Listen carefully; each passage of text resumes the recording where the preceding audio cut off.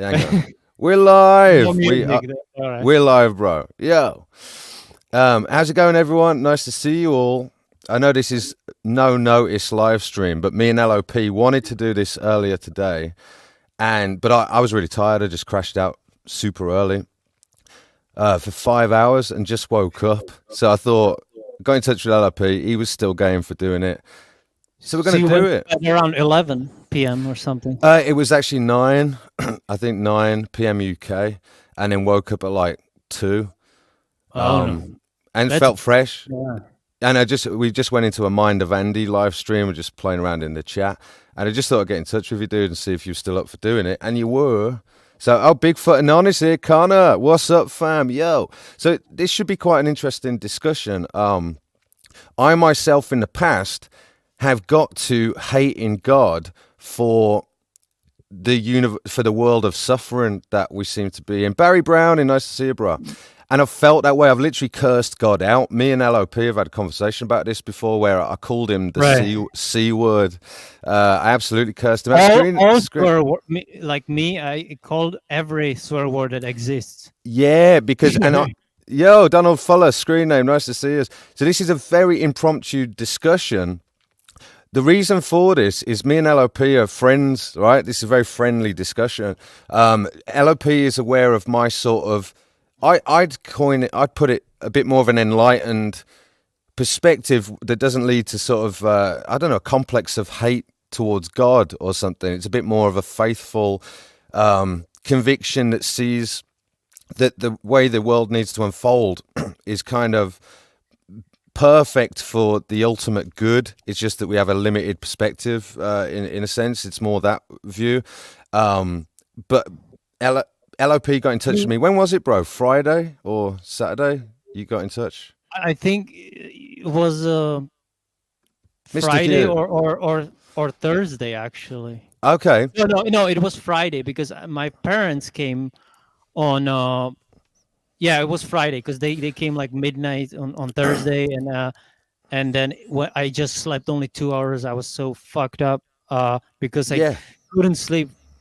And it was actually not until they left, my parents, that I felt all right, and it was so horrible. The 4 days, in those 4 days, I got only like on average 2 hours of sleep. It was so bad. I couldn't even, that's why I sent you those messages where I was so pissed off. Right. Well, before what we're going to do is LOP is going to read out a long tirade, like a rant of how he was feeling that night, which I think is a good starting point. D-Tech Project, hello. My Kids Future, hello. Mr. Hugh, hello. Michael, Sophia, yo. D-Tech Project Prophet just said, hey, greetings everyone and Hiveless Beat. Love the topic, and I also admit to having hated God many times in the past because all the evil and imbalance. So it's definitely a designation. Yeah. It really is.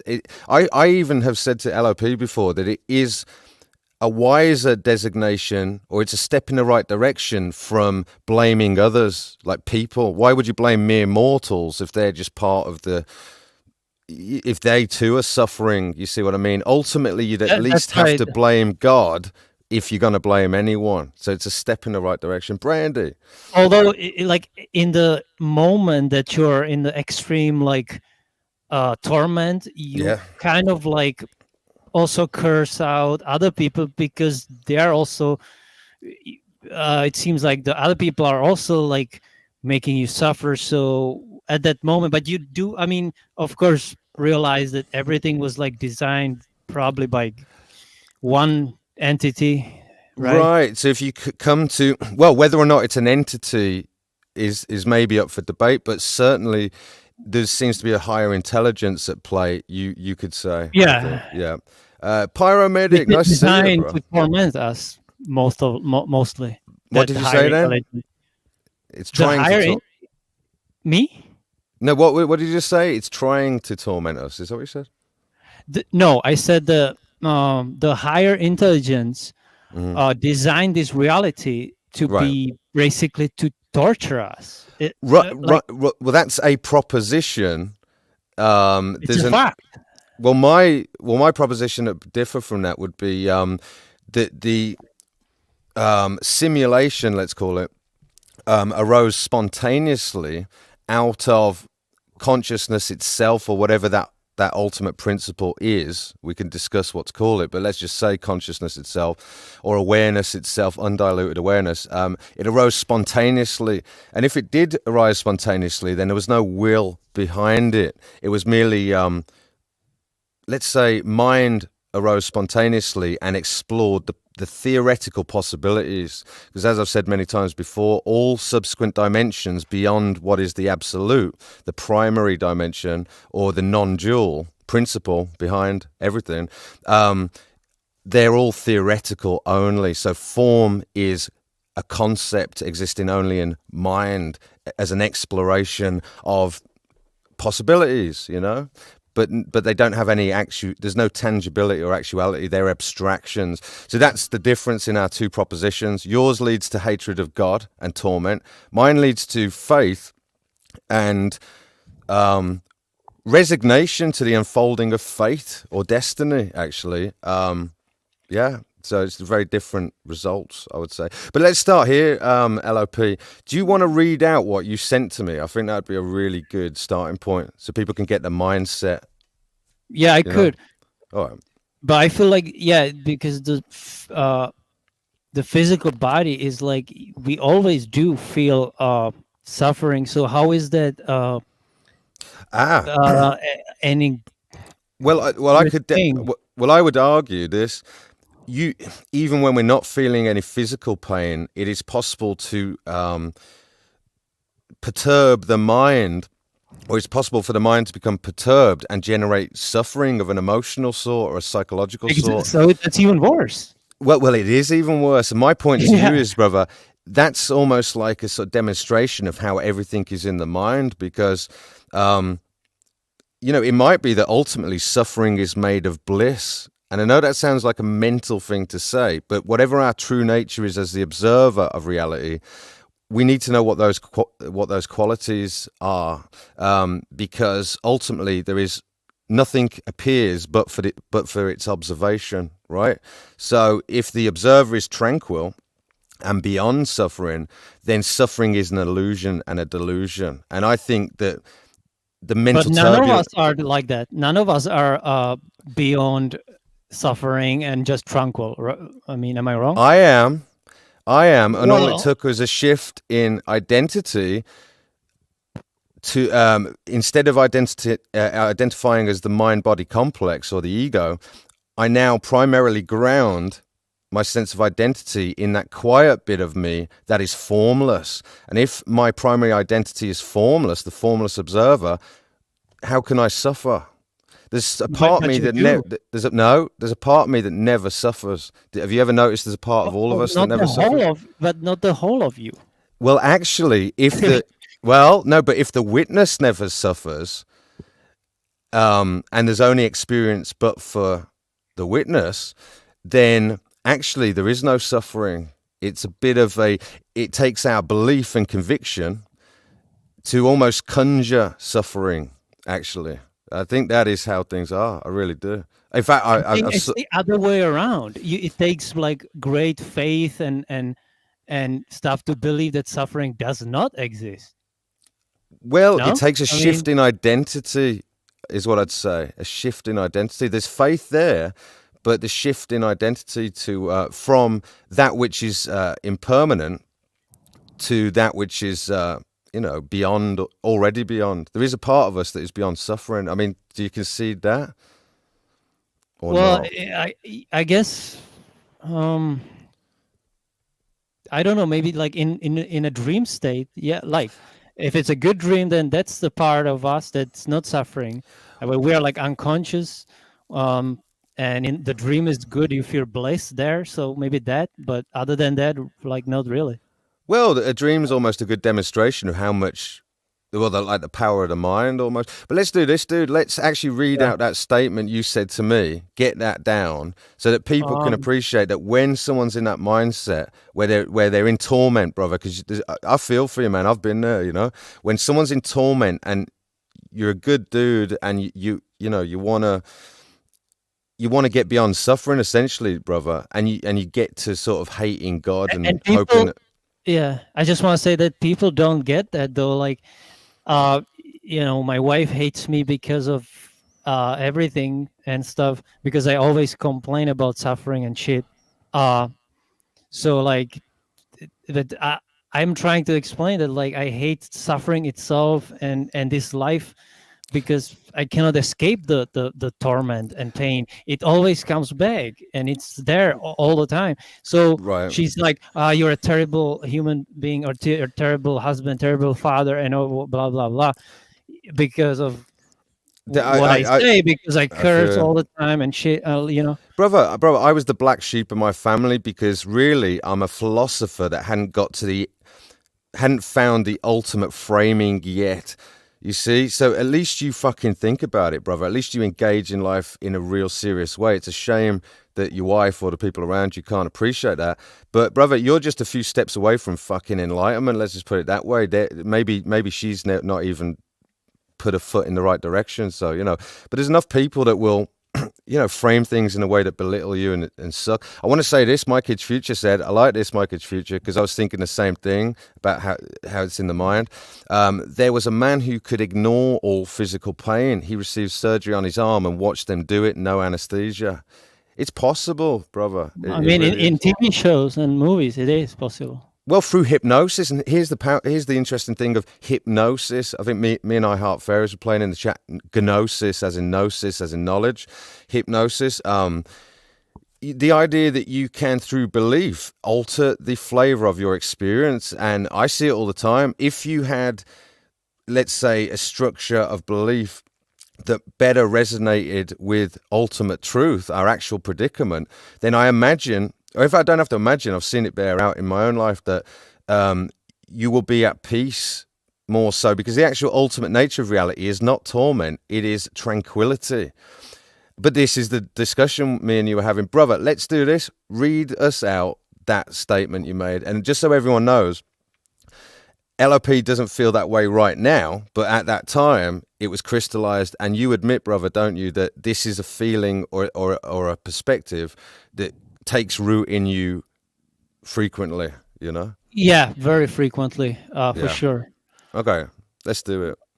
Um, yeah. So okay, I sent it Friday about 11 p.m. my time. So it's I said I just want to say after your stream last night till about 2 hours ago, I was in absolute hell. I felt I'm already dead, dying for fucking damn sure. Uh, the whole fucking day I slept. There's a lot of cursing, if it's okay. Do the cursing. Yeah, you can swear. You can swear. I mean, it's Do it. supposed like it's really overkill, but um, yeah, I said I slept only 18 minutes. I got mad at my parents. I cursed so much because they woke me up and I can't handle this shit. I felt so bad. This was one of my worst feelings again. I thought I meant to say ever, but Okay. okay. It never goes again. Yeah, see, I was so pissed off that I made many mistakes too. Happen, dude. Happen. I think I meant to say it never goes away. I said Away. again. Yeah. I'm Yeah. gonna challenge you, bro. I swear to you that I believe this. This is my belief. Now I'm the real God. I didn't want to be here. An evil creator of this reality put me here when most of my life is unbearable torment and fucking hell. There are only like 0.1% of good moments. The rest is either feeling okay or kind of like surviving. It's okay, I'm not suffering as much, or it's utter hellish torment feeling. um and then I was saying, if wait, I'm not like God. If I was, I would make this reality without suffering. No one knows all this. Why are we here and for how long? The basic questions I need to. LOP, hang on, you've gone quiet. Brother, I think you might have unplugged something. Oh, yeah. There you are. Wait, wait. I told you I have really problems with this microphone, dude. Yeah. Do you want me to read the rest? I'm happy to read the rest. Oh shit! It's not working again. Man. What the Yeah, hell is yeah, going on? it's cutting out. Here, let Maybe me. You sus if the you have mic. it You sus the pulled up. mic. I'll read the rest for you. Um, where did you get to? And that's right. When most of my life is unbearable torment of fucking hell. Okay, there are in only 0.1% of good moments. The rest is either feeling like okay, I'm kind of surviving, or it's okay, I'm not suffering as much, or it's utter hellish torment feeling. Okay, so no, I am not God. If I if I was, I would fucking make this reality without suffering. And I've had that thought, by the way, before. I'm sure many have. No one knows all this. Why are we here? And for how long? The basic question. But really, I know in my core that whoever created this world, God, or whatever you want to call it, is an evil motherfucker that deserves to be tortured and destroyed forever for all the suffering that's been done on all of us. Do you get me, bro? Do you agree? It never ends. Okay, you can get to feeling okay once in a while, but again, as I said, the rest of it is like a terrifying nightmare, torture, and worse than hell. If there is such a thing, I cannot accept your view on this because I will never be free of this hell.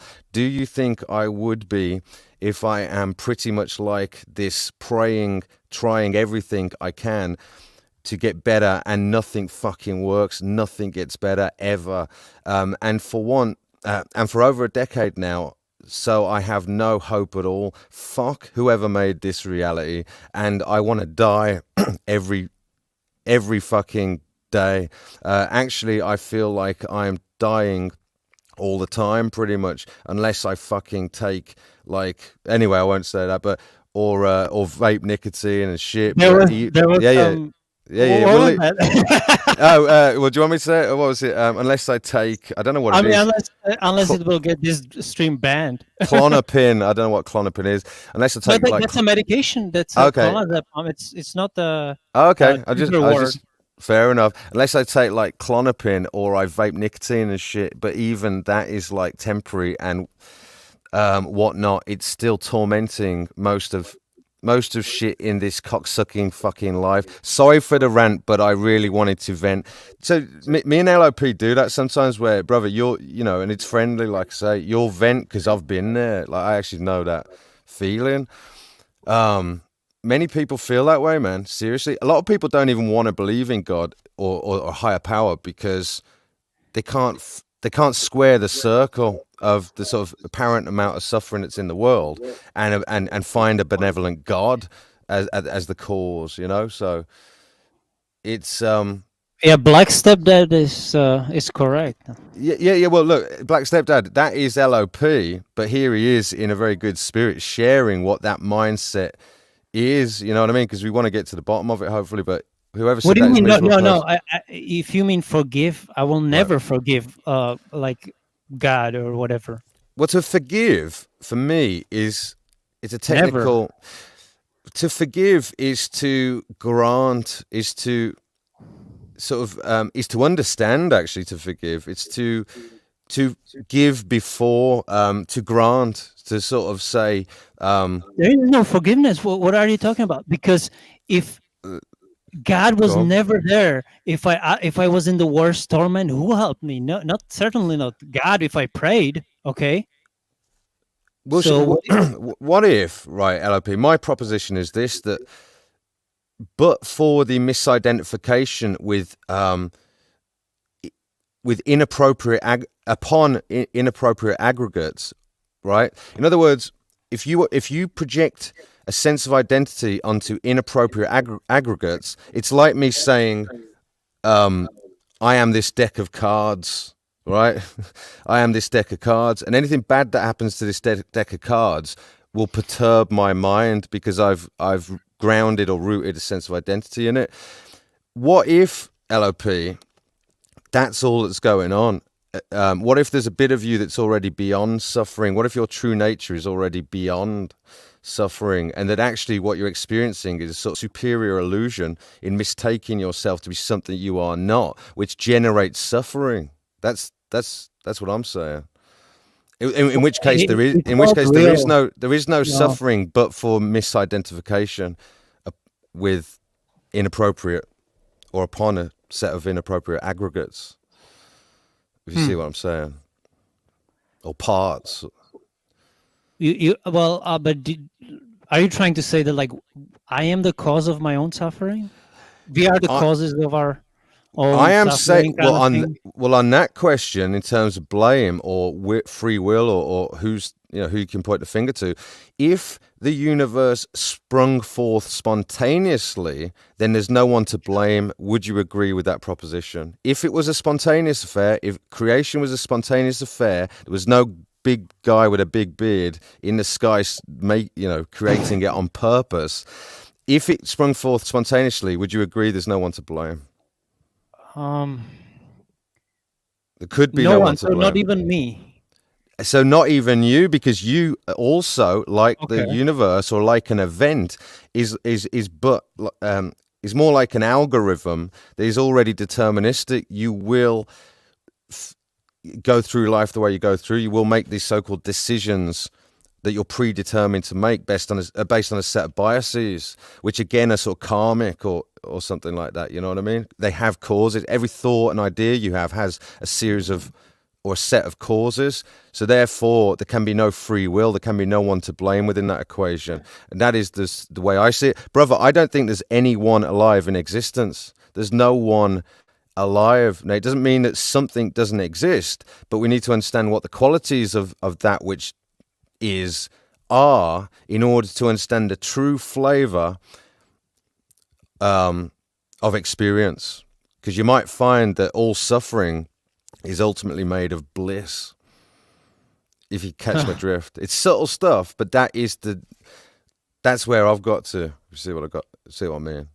And brother, I'd never in Really torment anymore, complex. ever. Huh? Is It's pretty complex to say like It's how the suffering is made of bliss, which is like the complete opposite. well, what? Let's put it this way: if Mike, how would you say? If the screen, if you play a movie on the screen, if the screen and the projector or the light shining through the projector, in fact, you could say that, couldn't you? You could say, if you project a movie onto a screen, the ultimate nature of the movie is light, right? It might appear that it Yeah. has different colors and flavors and shades, but the ultimate nature of the movie is either the screen or the light. So it's a bit more like that. It's understanding that whatever the qualities of the observer of reality, because there is no reality outside of its observation. So we have to get interested in what the qualities of the observer are. And if those qualities are formless, tranquil, has a unique ability to perceive, right, then you'd have to say that all of reality, the ultimate nature of reality is tranquil. You'd have to say, because there's nothing that exists outside of the observation. You know? Hmm. You That's get it? yeah, I That's the do. shift, brother. I That's do. where But I've got to. If you catch my drift, I only see, I, I only see, I only see tranquility now, brother. Like there's a part of me that is beyond already, cannot suffer. It takes a shift of identity just to know what you really are, because you're not LOP. You're not the person. You're not. Well, I don't know if you want me to say what your real name is. You don't mind, right? you can. You're not Joseph. There is no Joseph. Joseph is a collection of sorts of a collection of parts. You're none of those individual parts or the collection. You are the observer of Joseph. You are the observer of the experience, loosely called Joseph or whatever. So what are you as the observer? What are the qualities of the observer of even of mind, even of Joseph's mind, even of Joseph's thoughts, even of Joseph's convictions that God is to blame? Even Wait, go on. no, I'm just reading this comment. If Oh yeah. Jesus forgave people while on the cross, what makes you any better? I'm not saying. I don't know what he's getting at. I think he's phrased it a bit weirdly or something, but I think the ultimate point that's useful there is to say when the ultimate suffering that was being done to Jesus in that story, whatever you believe, right? But when the ultimate, Yeah, he said, "Father, forgive them, for they know not what they're doing." I know the Bible, but exactly, like, imagine, well, yeah, I mean, to but forgive, who's like, if I'm suffering and it's like, i- i- like I should forgive who really? Because God, and who put God on the motherfucking cross? well, let's put On it this way, Jesus. LOP, It was God, not okay, well, let's put it this way, ultimately. It was not the Jews. It was not the Romans. It right? was God who fucking put him on that cross. Do you know what? That's a really interesting point, isn't it? Like I said, I think you're you're a lot closer to it than a lot of people that can see that. That ultimately you'd have to give full credit to God.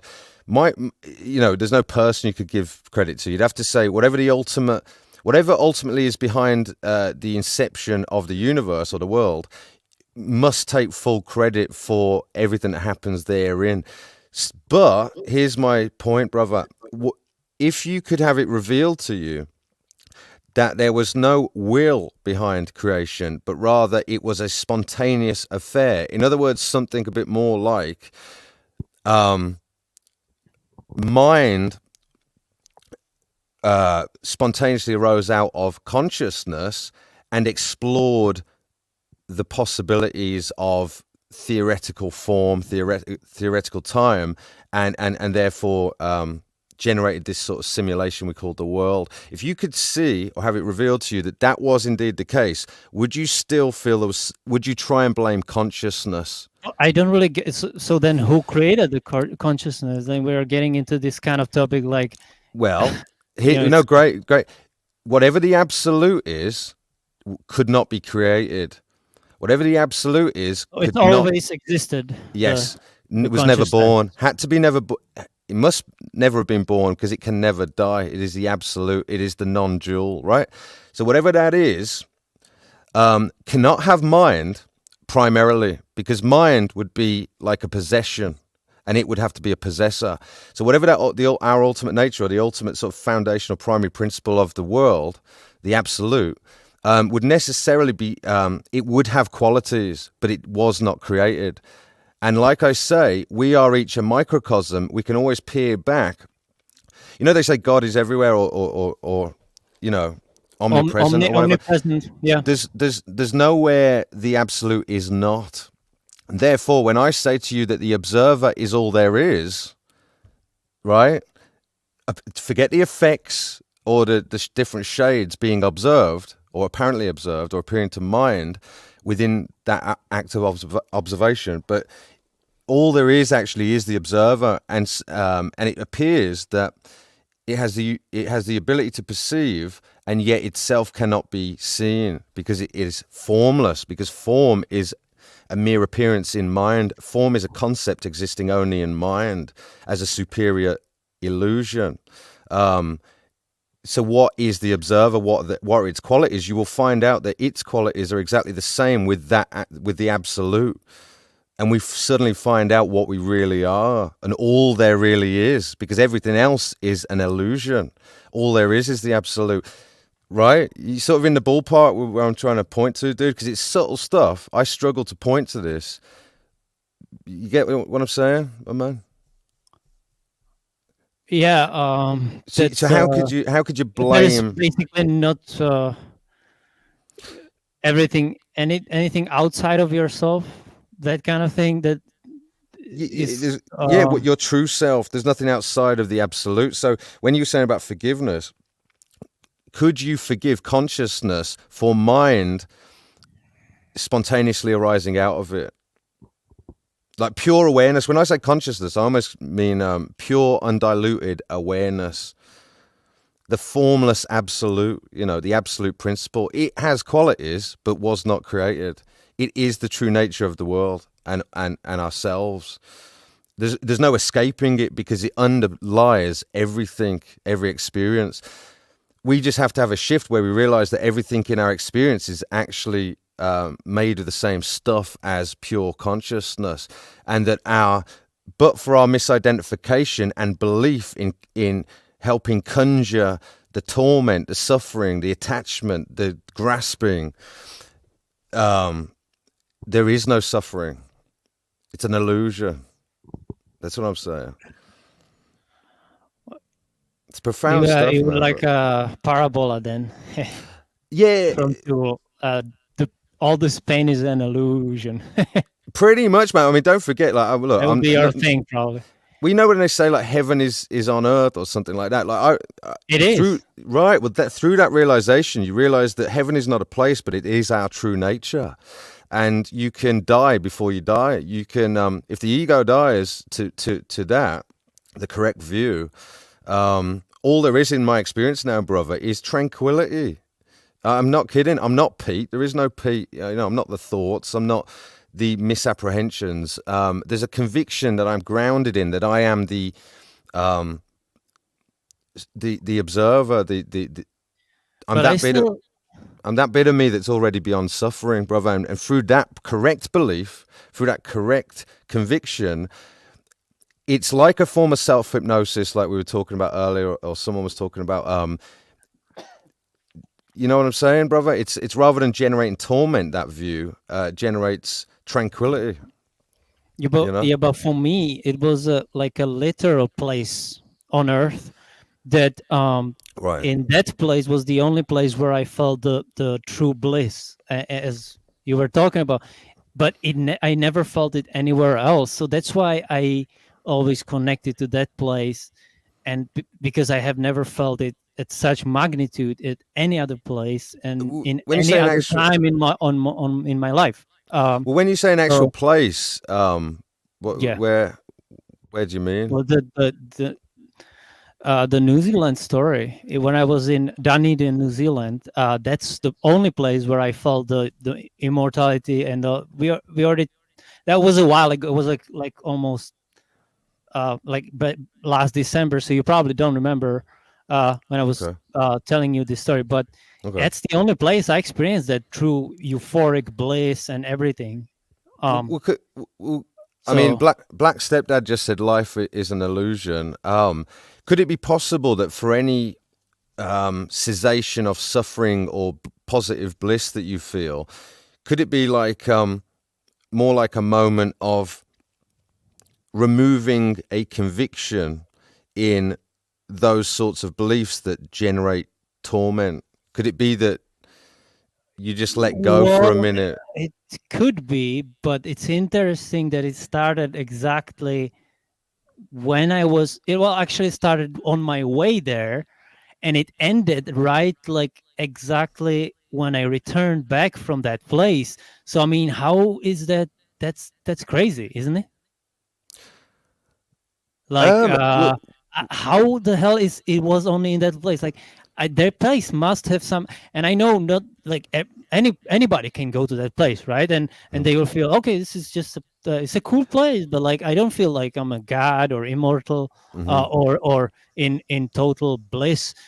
But for maybe for a certain person like me, it was. So Well, I think that demonstrates just that you know that others could go there and not have the same experience. I know that, of course. Right. Yeah. I know, you know, it confirms that it was not so much the location, but it was that something about the location and that at that time inspired you to feel that way. And I was just proposing that maybe you're just a bit of your true nature manifested, brother, from But time, why? you know. Yeah, but again, why did it go away exactly when I left that country?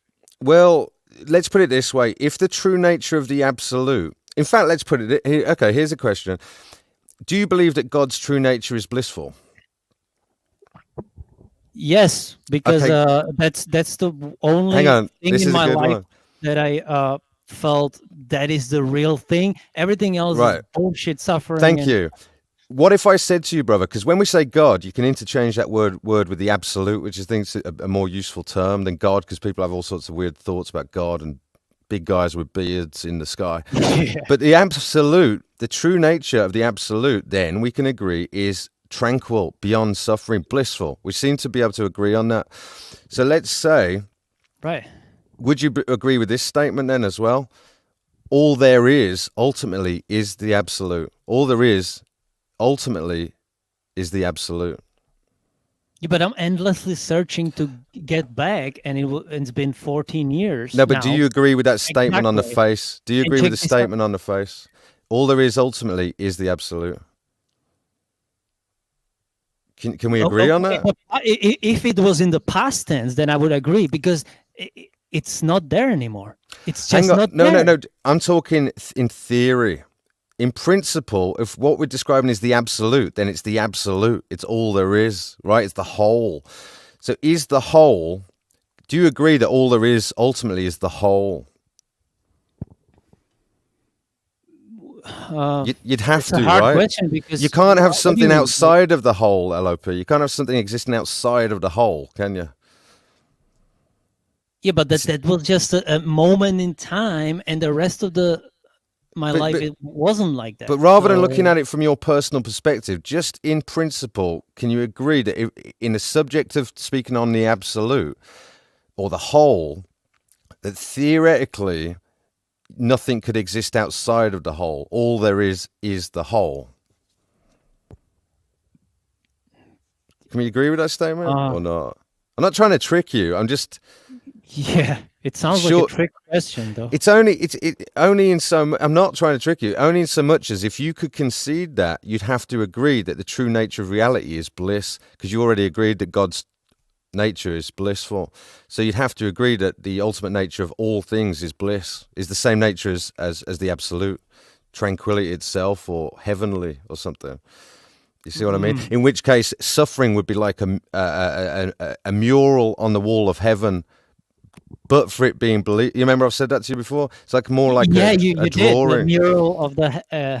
The You said world it is different way. I remember it uh, was really like I like that the quote.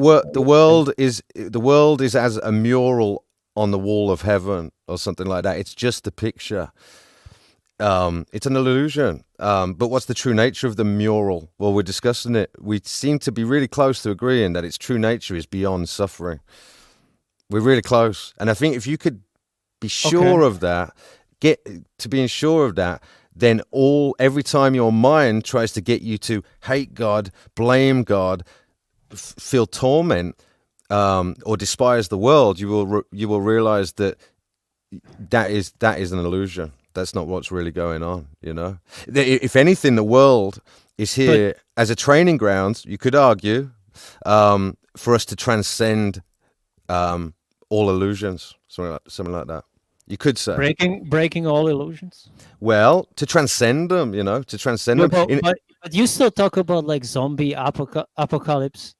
So I don't know. Like, do you Oh, mean that yeah. in as a joke, or do you think that's really gonna Yeah, no, uh, I mean, in go partly. down? Well, I'm always fucking around, doing joking around, but yeah, I believe that the establishment have some weird fucking ideas up their sleeves and stuff. You know what I mean? I don't couch things in a sort of revelations thing, if that's what you're kind of getting at. I don't know. It seems to be coming to pass, but only. But it could Right. be just that the elites are using that as an instruction manual. They wrote it themselves. It's not necessarily real revelation, but I don't know. I reckon that Bill Gates would love to have a bit of fun with a good old zombie apocalypse, yeah. But but that's by the by. That's neither here nor there in terms of the cause of your torment, brother. Which zombie apocalypse or no zombie apocalypse, if we don't, if you're not able to get enlightened or wake up from that suffering, then it won't. You'll be in torment regardless, won't you? So that doesn't even matter. You could say. Right. Tar Baby Yoda's in the house. Yo. I gave you a spirit of love and sound mind, not confusion and confoundment. There you go. That's our true nature right there. God is clearly love, and Lucifer is warped and perverse. God over Christ, over man, over woman, over children, the natural order. Very nice. But yeah, how That's close? from the Bible. So, but yeah, essentially. So, LOP, how close to you? Would you agree that the absolute, the true nature of the absolute, is tranquility itself? Could we agree on that? Wait, I just Or got distracted by this comment. okay, go on. Forgive your parents.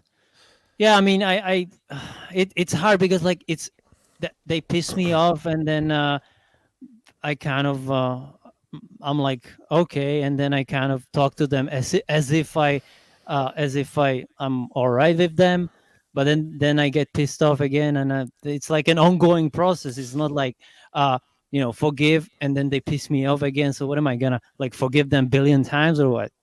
The ultimate forgiveness is to realize our true nature, the true nature of the absolute. Also to realize that the world sprung forth spontaneously because there's no one to blame. Then, so that's the ultimate forgiveness. When you realize that creation was spontaneous, and everything in creation is theoretical only, layers of abstraction on top of the absolute, which is actually whose true nature is blissful and beyond. Right, then that is the ultimate forgiveness. You only have to forgive once when you have that shift of perception. Also, to admit that forgiveness is the opposite of blame. You already forgive your parents in theory, LOP, because you blame God and not them. But really, you have to It's weird. I ultimately. even like one time my dad pissed me off. I actually prayed that he would die. Yeah, hey, Many I've times I brother, cursed him.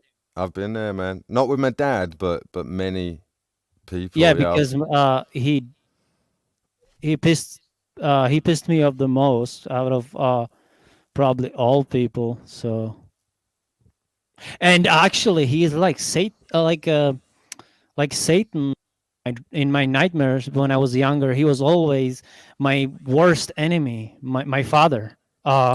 So he was always my torturer in dreams, and in reality, he is as well because he's tormenting me with his stupid like things that he says and. Well, here you Uh, go. Could you apply Black Stepdad's advice to your father? He says, LOP, just like uh, Jesus said, forgive them, Father, for they know not what they do. Could you say to God, forgive him, Father, for he knows not what he does? Could you actually say that and mean it? understand your parents can't help themselves.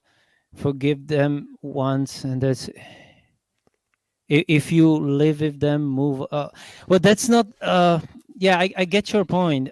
It's like I don't live with them, but I kind of am dependent on them. So it's like they I have to see them like 2 days a week because it's their own house. I don't own it, so I cannot like be like, okay, this is my house now, fuck off. I cannot do that.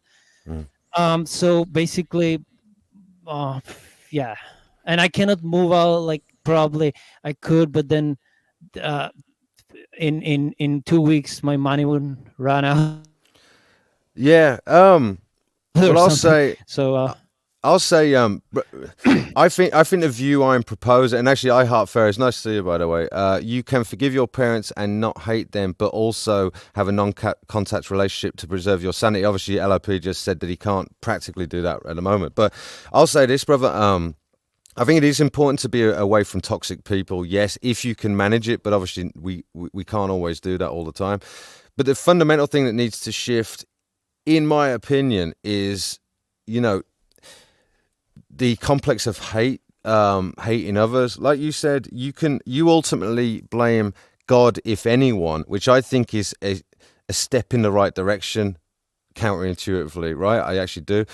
But I'm pinning you down on this, LOP, because if you can concede that creation was most likely spontaneous, or it could have been spontaneous. That, in other words, the absolute has not will, the absolute has not mind, the absolute is as it is, abiding it's like tranquilly. Hang on, abiding tranquilly, all by itself. Right? If that's the true nature of God, if that's what God is, what I've just described, and not a man with a beard making decisions and hurting people or whatever, and that mhm. the universe or the simulation arose spontaneously as a series of explorations by universal mind into the possibilities, like a set of equations, which is fascinating, actually. And then this place can act as a mirror for the absolute, which cannot see itself, but for a theoretical inquiry into its true qualities, but for borrowing the instrument of the avatar of mind, such as a human birth. Um, could you concede then that the true nature of all things is just abiding tranquilly, is the nature of bliss itself, theoretically, could you make that concession? Theoretically, maybe. Yeah. Respect. Now, if that's true and there was no will behind creation, who's to blame? It's in theory. Who's to blame in theory? If that's true, if your true nature is blissful, brother, and all suffering is an illusion, and the real you is abiding tranquilly, it's the quiet bit of you that's present in all moments. It's almost like the moment itself. You are the witness of the experience called Joseph, that is a temporary experience. But you see what I'm saying? It's temporary, but it feels like eternal. The suffering. Well, you'd have to admit yourself that phases of torment come and go. You'd have to somewhat, even if it's I know. point. True, but Right. So still. in other words, that is, I know when you're in it, brother, it feels like you could kill. It feels like you could kill yourself. It feels absolutely horrible, and I know all about it. I think the power of the mind and our belief can make a bad time 100 times worse. You know what I mean? Tenfold worse. We seemingly we have. I think torment is a cooperative affair. I think it takes our belief. Look at the guy with the anesthesia, no anesthesia, that can get through an arm surgery without any. That was a real story. Yeah, I believe so, but we already know of many stories like that, even if it, of the mind transcending suffering. But like you said, the worst torment is an emotional sort in a way, anyway. Yeah. And actually, if someone is at peace and happy, let's say I did everything I could do to, look after my children, or I don't have children, but anyone that was in my sphere of influence. What if I felt at peace with my conduct, let's say?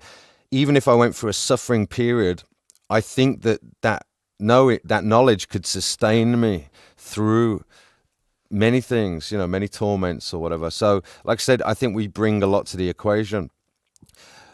But do you see how hating God would be a futile affair that if creation was spontaneous, and also if the absolute merely abides tranquilly, and that is your true nature, and all suffering is an illusion? Could you concede theoretically it would be a futile affair trying to hate God and blame God? Because it'd be a wrong view. It would actually be a wrong view. To blame anyone or anything. Anyone. There's if the world is But hold on, like if it was designed by. You're not saying it was designed by any. I'm saying I'm sort of saying both things. I'm saying that mind arose spontaneously from the absolute, which merely abides tranquilly. It is aware, like awareness itself, like consciousness itself, right? Mind, in other words, the sort of the ability to think, right? It seems to me that mind arose spontaneously. And then explored possibilities like equations. You see what I'm saying? That in a sense there is a design to the world, but the world was designed by mind, not by God. You could almost call it the mind of God, but it's not the like mind of God. Yes, because you could say that God's true nature merely abides. It is one with the absolute, as I've already laid out. But the mind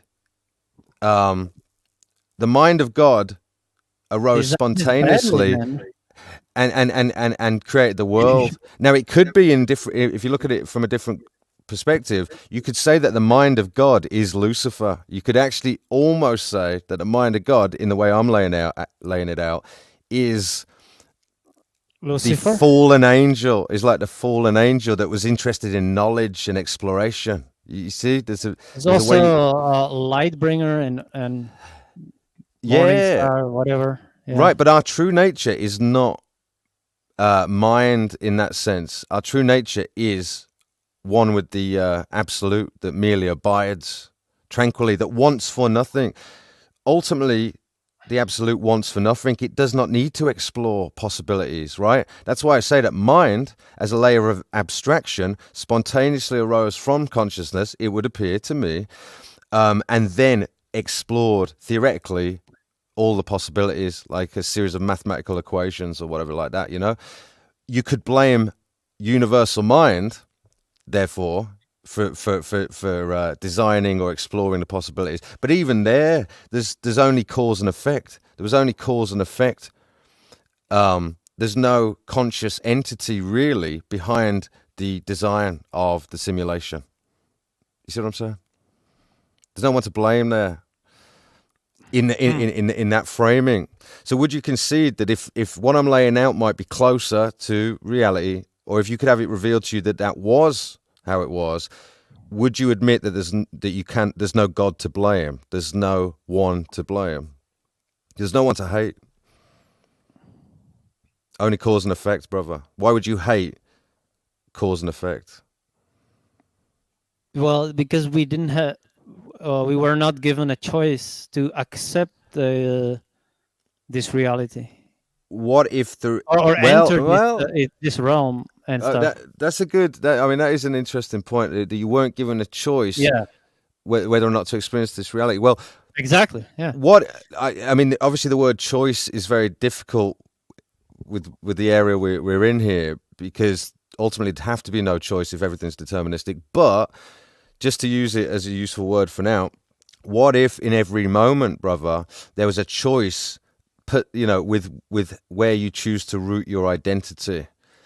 If you chose to identify yourself not as the body, or not as the mind, or not as Joseph, but rather, and not the temporary, right, the illusory, but you could shift your identity and root it in the quiet, silent witness whose true nature is abiding tranquilly, that wants for nothing, that is already beyond suffering. What if that's a choice available to us every moment? We just didn't know it. What if that's the choice? There's always a door. The thing with the absolute, there's always a door right there, because the absolute is everywhere. There's no way, you can't escape it. It's omnipresent, Right. Then it's tough, man. Like I know what you're saying, because it's almost like hatred is its own personality, like a demon, and when it takes root, it distorts and warps and has a whole way it reasons and rationalizes. So it's more like a spirit. So I literally, brother, you want to know the truth? I conceded, I asked for that spirit to be taken away from me. Now I know that sounds like Christian couching and whatever, it doesn't matter. The spirit of hatred or anger. Yes, because it's almost like a spirit, like a personality. I asked for that spirit to be taken away from me, because I nearly could have killed someone with that spirit in me this one night. I won't tell you who it was or whatever here, but it made me want to kill this person, and I felt fully justified in doing it, because that's what it does. But it was its nature is torment, its nature is suffering, and I could have killed this person, but instead I yielded back and I admitted, almost like on my knees in tears, please remove this spirit from me. It is not original to me, by your grace. Now, I didn't know quite what I was praying to the absolute or my higher self or God. I didn't really know, but I just had the faith that if it's right to be removed from me, that it will be removed. And brother, I had a sort of revelation, which was that. Was this recently or this was a year ago? This was last summer, and this was very much the prelude to me getting over the complex of hate. Really, I literally, and you know what was revealed? What was revealed to me was this sort of vision. Right, this sounds a bit crazy because I'm more Buddhistic. Everyone knows I'm a bit more Buddhist than anything else. But what revealed to me was a bit more Christian in nature, which is kind of crazy. But what was revealed to me was, it sounds a bit cheesy or whatever, but it was like Jesus on the cross saying, "Forgive them, Father, for they know not what they do." And then it was an image of this person that I had the hate towards, right, also appeared. So what it was to say, "Forgive her, Father, for she knows not what she does." That was the revelation. Yeah. Well, this was just to do with the person in question.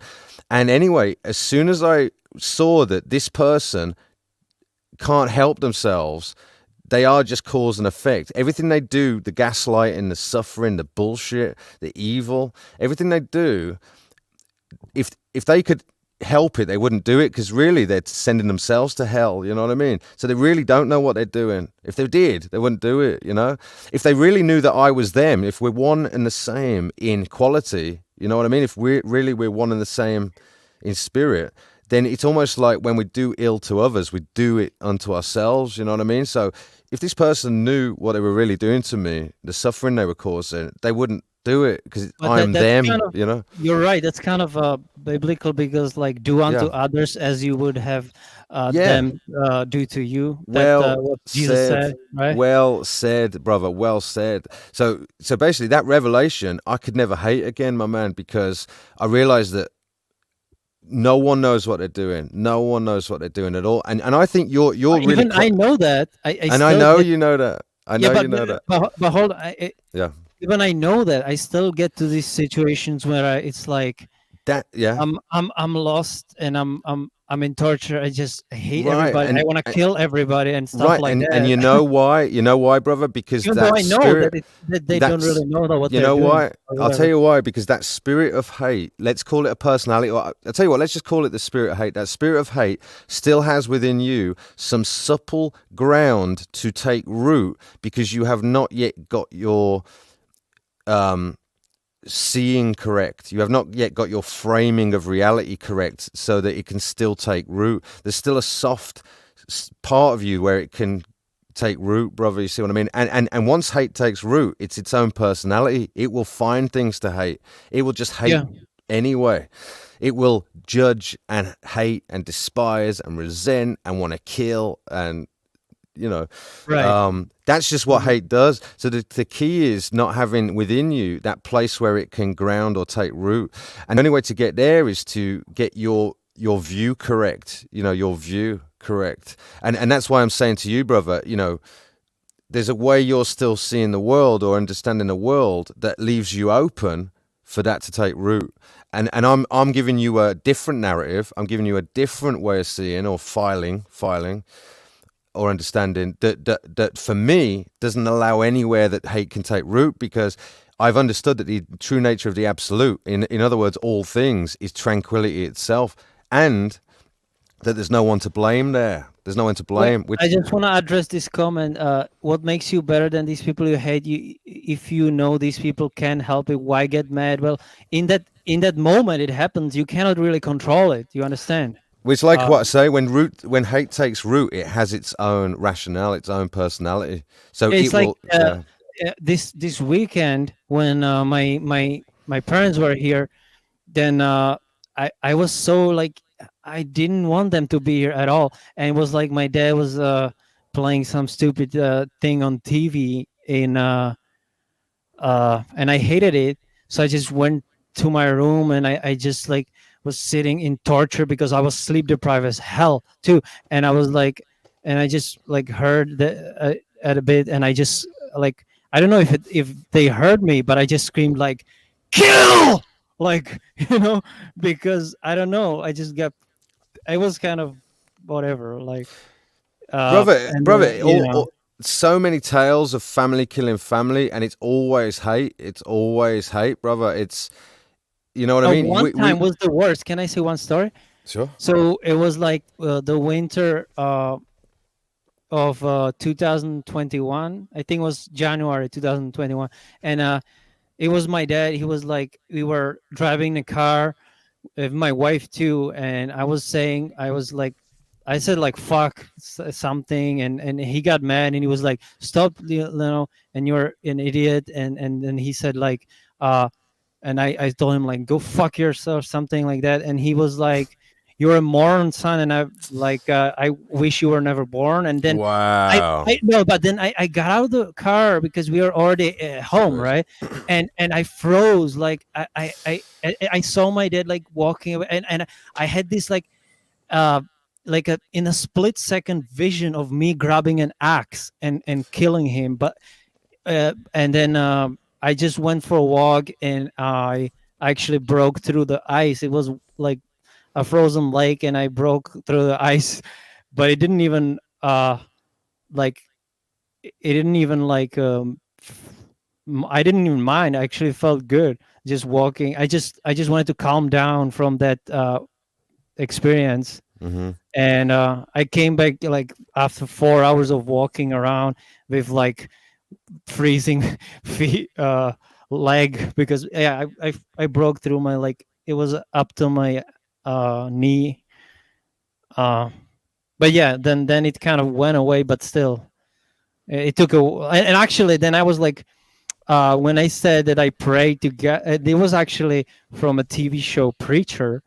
And because in that show, Jesse, the main character there, he prays to God, and he said, God, I pray that my father dies and gets sent straight to hell. That's how I prayed because of the TV show. So I didn't really, um, yeah, it was just my mind is full of like most of it is just lyrics, quotes, movie quotes, TV show, uh, and uh, and whatnot. So I'm like that. Yeah, man. I mean, well, I'd like to hear more of the sort of thing that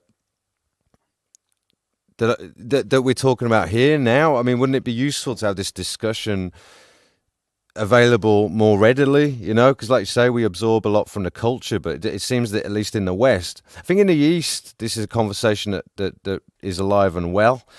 They Wait, talk. what do you mean? What do you mean in I the mean, East? well, Yeah. you were just saying like how your head's full of lots of different sort of phrases that we all pick up from films and things like that, Right. and attitudes ultimately and things.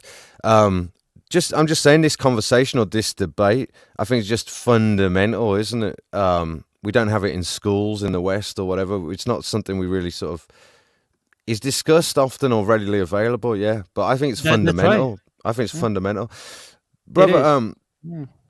But yeah, I think it's been a good chat though. I don't know how much more we want to do. I'm happy to keep going. Hello, Point Fire. Nice to see you. Yeah, it's really, man. We It's can up to you, bro. we can read a bit of the chat and have a bit of fun. Tar Baby Yoda says that's the spirit of Okay. anger equals Satan. I think that's essentially right. Yeah. Pyromedic, you have to make the decision to turn from the darkness. You are everlasting. What'd you say to that, LOP? Wait, pin it again. I didn't really. Pyromedic said you have to make the decision to turn from the darkness. You are everlasting. You are immortal, in other words. I agree with the second part. Yeah, and I ultimately say, well, there is no choice in a way because you're either inspired to give up the spirit of hate or to see things in a better way, or you're not. And in a sense, being chained to our fate like that, LOP, when we're suffering, is torment. It is horrible because you don't know when by some grace you'll be sort of set free from that. You know what I mean? So Right. that Right. is horrible. But I'll say to you, brother, like in a way, I swear to you, man, this worldview that I'm trying to put to you is the manifestation of the answer to your prayers. I'll tell you why I know that Did you because ever feel like? I'm sorry to interrupt, but did you ever feel like the suffering was too much? You just wished for eternal sleep, or yeah, you know what I yeah. mean? Being I like, would have you know rather what? not existed at all than Exactly. right. Yeah. No, but that's almost yeah. So but that's almost an insight into the truth because the bit of us that thinks we're suffering doesn't exist at all. And the true nature of reality abides tranquilly already. All Like it was was we're getting through mind, getting ourselves mixed up with a wrong image of ourselves, a projection, that which appears to be temporary or that can suffer or whatnot. You see, it's almost like me identifying as a match and then setting it on fire and screaming in agony. Like that's what we're doing. Like that is what we're doing with the ego complex, brother. I'm not joking. You know? But that's how I felt. Like that moment, and I felt that true bliss and love and immortality. It felt eternal, but obviously it ended. But I just that moment felt eternal. If you know what I mean. So The moment is eternal. The moment is eternal. You are the moment. You are not Joseph. You are the moment. Yeah. no, but I'm talking about the moment that I felt the highest high, if you Right. will. No, Uh, but when you say the moment, I just liked what you said though. The moment felt eternal, and the moment is eternal. The moment yeah, is it's eternal. There also is in no some lyrics, time. I'm sure. Hey, yeah, exactly. Iron Doggo, nice to see you. Howdy, Pete. Hyveless B. Sounds like a deep discussion this evening. It absolutely is. Jung has shadow work with worth exploring for the dark night of the soul. I agree. I have a playlist called um, Shadow Work and Enlightenment. Lots of Carl Jung in there. Oh Carl yeah, Jung's you all. told me.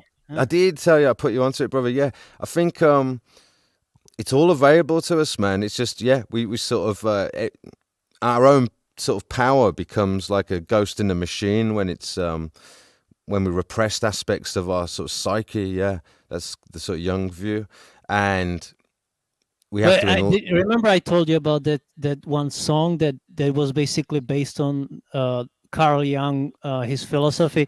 yeah, yeah, 46 yeah. and 2 it was called, and basically it goes Slack into mate. like metamorphosis, but like i- really it's about reaching the higher state of consciousness, I guess. Or Um, like I could yeah. read the lyrics, but it's really like, yeah, it's because 46 and 2, it's like, I think it's a reference to like the extra two chromosomes, and you reach like basically immortality, uh, or something. I don't know if that's, but people say that it's based on Carl Jung. I don't really know a whole lot about that guy, but I mean the way I see maybe what if like if I read you the lyrics, would you be able to make connection to his philosophy?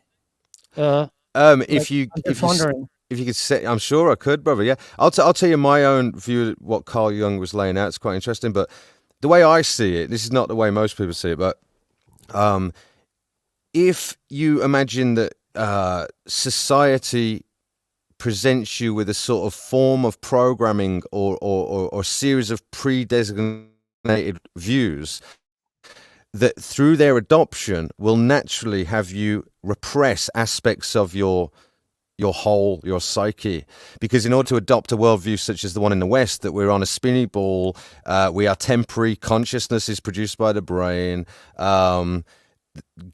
we don't know if God is real or exists or whatever, blah blah blah, then automatically you will have the effect of having aspects of the truth repressed. Now that's not quite how Jung puts it, but I'm saying I see it in that way. You can have it on a familial level though as well, an individual level. The adoption through the adoption of false beliefs, necessarily you will have aspects of your psyche repressed or have to take a sort of weird warped shape in order to have a conviction in that sort of that map or that sort of view. I think the more enlightened the view, the more of yourself comes to the fore, is allowed to come to the fore. That's a little bit of a unique take on Jung, but applied to enlightenment, right? That's my take. I've never really articulated that before, but I think it is like that, you know. That's yeah, it's pretty interesting. Can I read you only like just a All right. part of the lyrics so that you like Well, I tell maybe you what, can make some LOP. connections Oh, all to right. Let's do it. Let's do it. Let's do only it. a one part that I Yeah. like the most from the lyrics. It's like, okay, so this part is towards the end. I choose to live and to grow, take and give and to move, learn and love and to cry, kill and die, and to be paranoid and to lie, hate and fear, and to do what it takes to move through.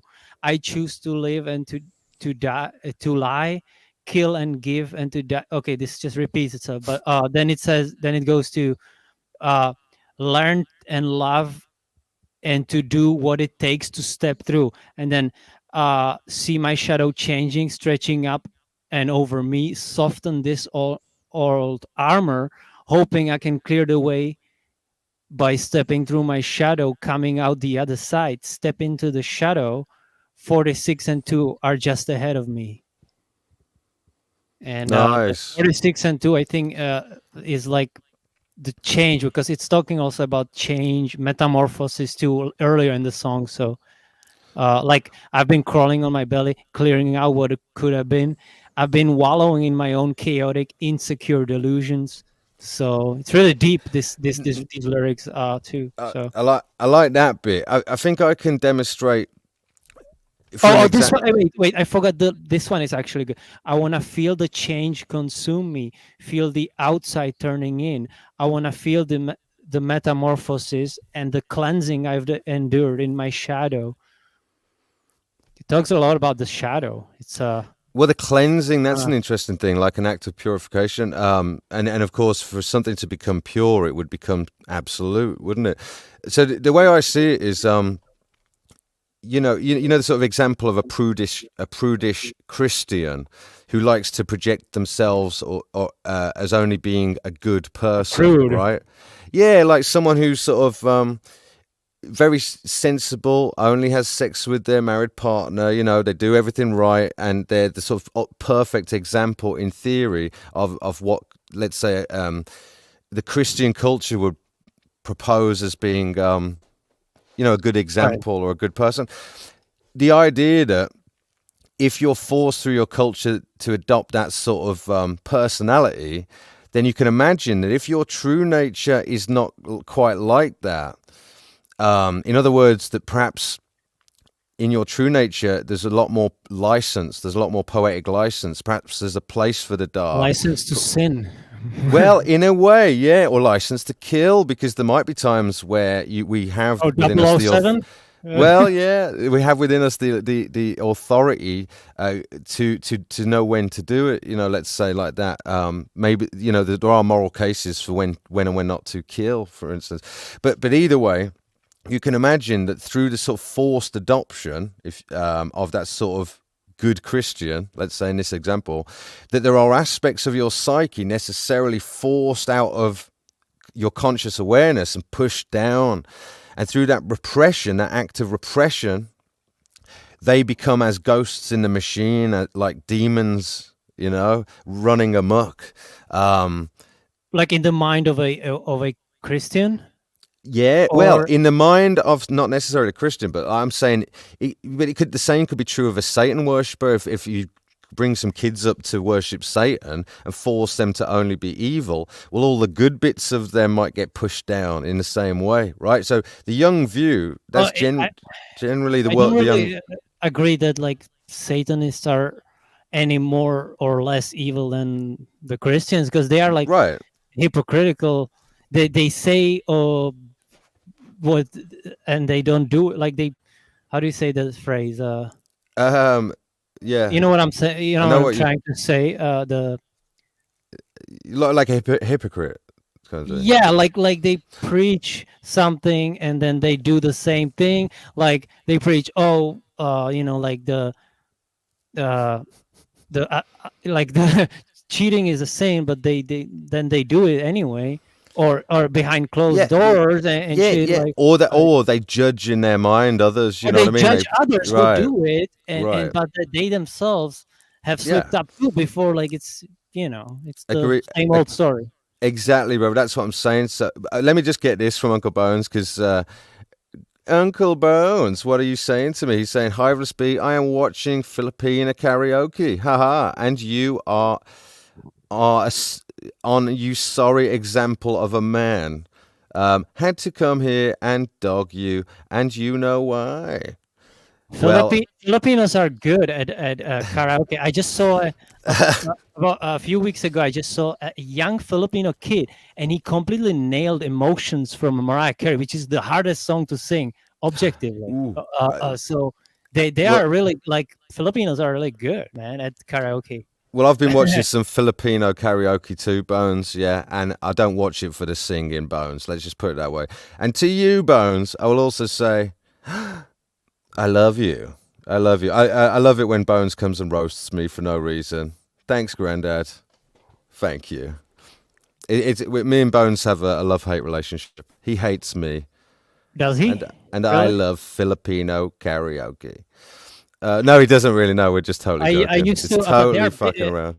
they're big on karaoke. I lived there in Philippines, and it's like every day they fucking do the karaoke every day, every night. It's like their biggest thing there. I know. Well, yeah, there's a lot of channels like Grow Your Channel channels where you can put your link in the chat and just watch some karaoke, and it's awesome. It's I a bit mean, of I've fun. been there in the Philippines living, and they do Yeah. that, and like every day. It's like you cannot even sleep because they do it at night too. And Nice, the man. walls are thin as really thin, so you can hear it. But anyway, yeah. Well, So awesome. Well, I'd love I to go did to that sing part like of the world. some of the song anyway, and it was pretty fun. Like I was like singing some song, and I would like change the lyrics too, and nobody would even notice to something like obscene. Um, D, But anyway, no, no. Well, your singing earlier, brother. That recording you sent me was fucking awesome.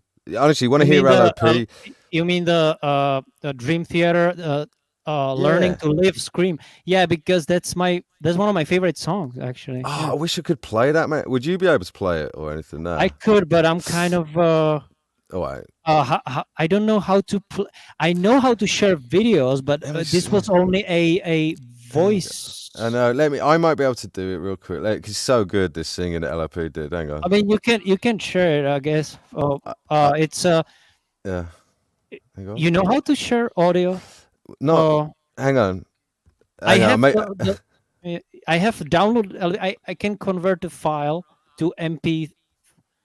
Um, because the file, if you download the voice message, because I sent it the voice message. So if you if you download the voice message, it comes in MP4, which is not like I can't download it, and I don't even know which I one it have it was. downloaded though. So how do I?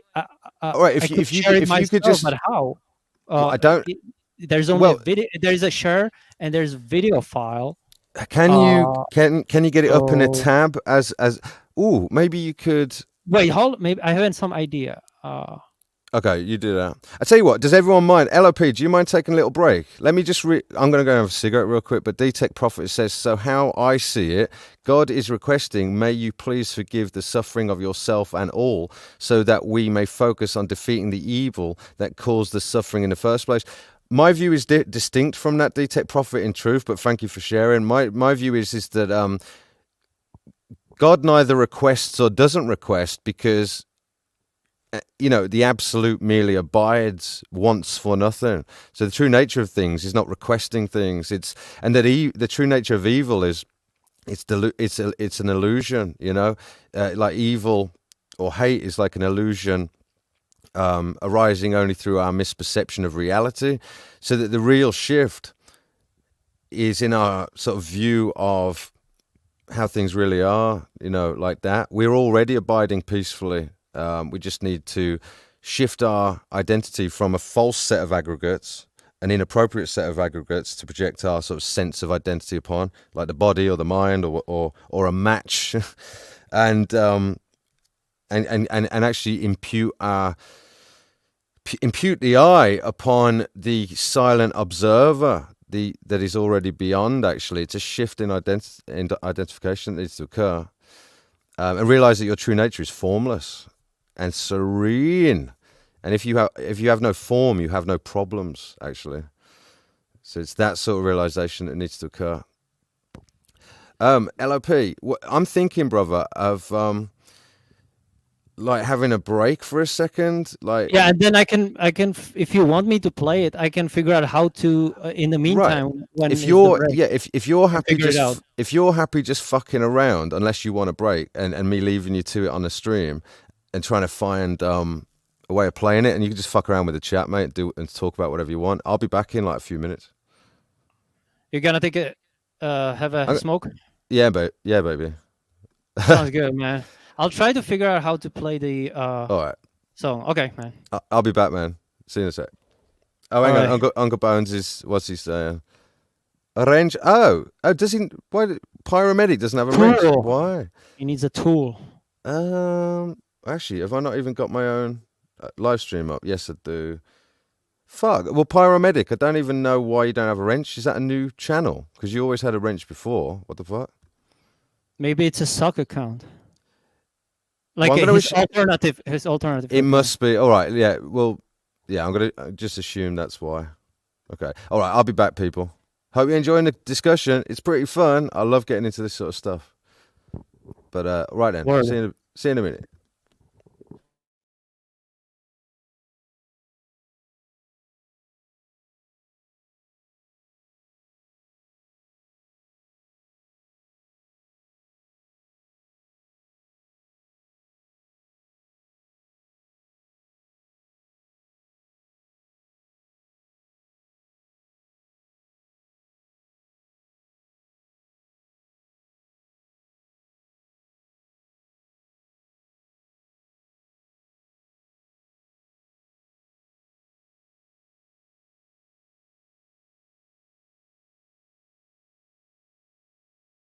Bro, you're a fuck boy. You're a fuck nigga. Fuck fuck. Weak sauce. Ugly ass. Nigger ass.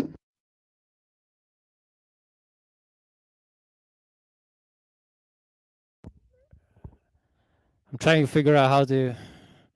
If it's an MP4, maybe I can share it. Hiveless is having a toss.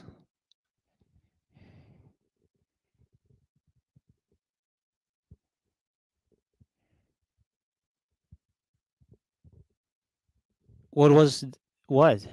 Oh yeah, there was. I tried to play something. It was a voice message from my friend.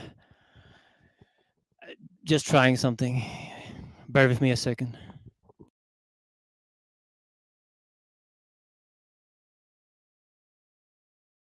File.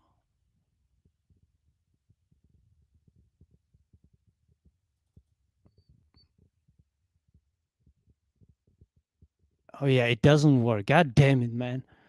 Ah. Maybe if I made it into like I make that recording into a video, then it would like maybe then it would play. Okay.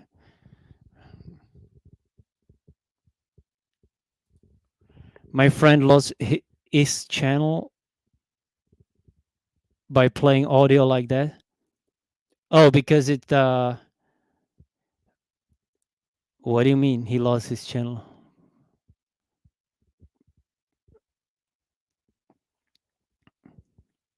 It was just joking around. You can. That was actually my friend Alexio, and uh he sent me just a joke kind of voice message by describing me, and as a joke, he would like say I'm a this and that ass nigga, and that like like they would describe me like some of the things I I'm about and shit. And after every word, he would say, so for example, he'd say like, he's not gonna watch Game of Thrones ass nigga, and it's like many things like that with the thing at the end. So it was really funny though. He's a fine guy.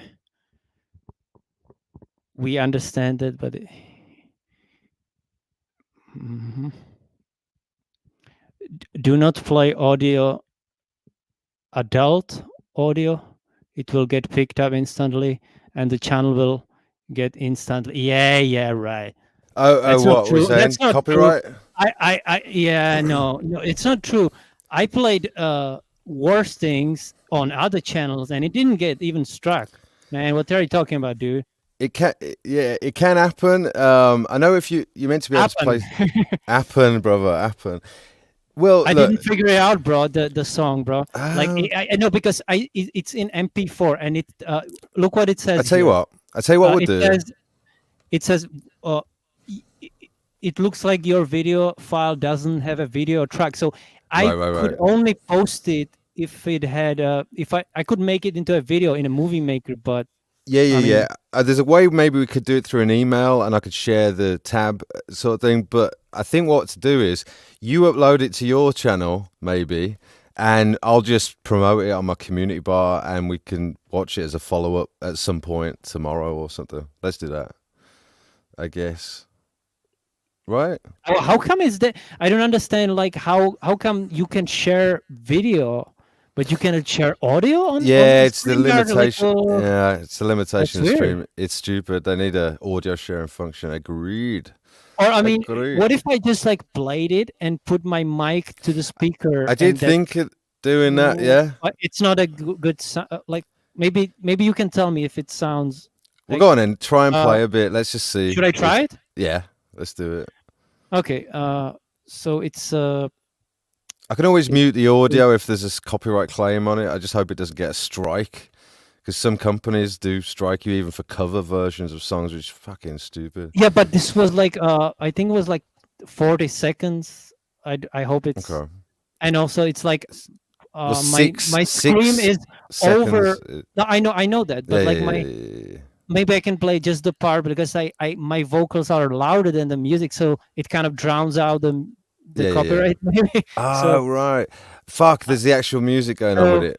I tell you what, look, I'm just going to make this executive decision, brother. Forgive well, me, it's up because to it's you. I mean, listen, it's awesome, but let's not play it on this because I want this thing just as a discussion to survive. So let's not risk it. But sure, sure, let's go with that. But you know, that's fine. hopefully we play it another time. You know what I mean? And honestly, LOP's singing Well, I guess is if we could do awesome. what you said, that like I just recorded it for fun, Yeah, yeah. and I wasn't planning on, but I can put it on YouTube, I guess, and because I just did another one, and I put that one, and that it got just copyright claim, which is not strike, so Yeah, yeah, yeah. it wouldn't happen even if I played it. Well, It would just get copyright claim. I had So, a bad unless you are worried about monetization, it's that's not not a just that. thing. It's not just that, brother. Honestly, it's just that I had a bad experience with Omicron, the movie, which suddenly blew up and was trending because obviously this sort of variant, you know, named after the same thing. It was getting me loads of fucking subs and stuff, and it was blowing up. It was like I had 30 to 40,000 views at the end of 1 week, and Oh, wow. all of a sudden the company that owned the rights to it realized it was blowing up and took away people's powers to share it, and the copyright claim turned instantly at their whim into a strike, and I had a 3 month fucking strike. And Wait, but obviously there was a movie. I know, but there are It's a some different than song. it, And base, it may be or it may not be, but running the risk for the sake of a bit of fun, I don't want to do it on this in this instance. But forgive my paranoia then. But yeah, I'm just gonna let's not do it. But yeah, I'm pretty sure it wouldn't happen because first of all, it wouldn't blow up because it's just a song, and it's just a short part of the song. So I know, uh, I know. But anyway, let's move yeah, it's on. fine. But All right. yeah. Just know that LOP's singing is fucking awesome. That's all you need to know. Wait. Okay. Yeah. Anyway, I'm good. what you say? Yeah, just want to make sure your channel will be all right. A brief word from yeah. I know. I'd appreciate it. It's all good. How's everyone doing in the chat? Did No, you it enjoy? wasn't. Did everyone enjoy the discussion? I hope so. We can still hang out and have a bit of fun, but we could just get light now and fuck around. Have respect for Hive, show, and come correct. Respect, Black Stepdad. It's all good. It's all good. LOP, when are you thinking of doing some lives and stuff in the future on your channel or whatever? But I mean, you saw that like my live streams are like once in 4 months, and so I don't Yeah. do this stuff. I usually do like an upload and I don't even do those much anymore. Like Mhm. when I have a mood to uh some music stuff or whatever. But the live stream is not really a regular thing for me. But uh, maybe when I feel like it, you I will see. Yeah. Yeah. Respect. Hey, Black Stepdad, LOP is awesome, man. Honestly, LOP had the guts and to lay and the honesty and the authenticity to do this with me on my request when he was sharing it personally with me as a friend because he wants out of the torment, you know. So I have nothing but respect for LOP doing this because it's as good as me being able to have a conversation with my previous self who felt exactly the same as he does about God and why the fuck we live in such a fucking world full of misery and stuff. So I just think this conversation is an important one to have, and I just respect No, I have respect. Joseph for He doing said it. I have respect for Hive's show, and I have. I'm not He really. does. He does. He I'm not does. sure what he's getting at, but Yeah. No. All he was getting at was the sort of the little bit of wrestling to maybe play it. But that was me that suggested playing it at first. So I have to take full credit for getting the excitement up because it's awesome singing. oh And, yeah, no, I don't really. It's it's fine, me. man. It's I'm me. sorry for that. No, don't be sorry. I'm sorry. No one be sorry, or everyone be sorry. But no, he does. Better safe than sorry. Hey, and to you, just to everyone, I don't know why, but you get it sometimes, don't you, brother? LOP is a beautiful. Oh, Joseph's a beautiful man. you get it though, don't you? Sometimes like people coming at you and shit, and I just think, What I do you don't know, mean? man. Well, don't you get it? Where it's like I've noticed in some of your streams sometimes, like people are pretty brutal with you, but there's And nothing and you're I kind saying of that's not fucking just you being honest. I yeah, like people that are I honest. I try just to like be people that are always honest. honest. That's for sure. Yeah. That's what I mean. I really respect anyone that's being honest. You know what I mean? That's it. Unless Ghost. I'm on some other streams where I'm just trolling, but I don't really do that much anymore. So Tar Baby Yoda said, "Nice to see you, Ghost." By the way, very nice to see you. Now we discussed pot while you two were debating Shiva. That's interesting. I do know about Shiva, and I do know about. I think Shiva is considered to be the sort of god of weed in sort of no, Hindu Shiva is a or Hindu, ignorance, the like god of ignorance. Shiva is the god of death Yeah, and in a Hinduism, god of ignorance as well. I or think, and destruction, god of death and god destruction. Yeah. that's Shiva. Yeah, but I Shiva, think and the opposite is Shakti. Shakti is right. like like the yin and yang. You have like Shiva and Shakti, I think. Uh, Right on, yeah, but I think weed is actually associated with the mode of ignorance that Shiva is meant to sort of, in Hindu cosmology, sort of overlook or something. So yeah. there is a weed connection. That's all I'm saying. I'm pretty sure Tar Baby Yoda is aware of that for saying that. But Babblebox, good old Babblebox, I Heart Fairies. I had a good one the other day. It was nice to finally talk to Sagipur and got into it with David Bruce. That was awesome conversation as well. And Mind of Andy, we were just over on her live stream. I always love talking to her too. I thought she was destruction. Yeah.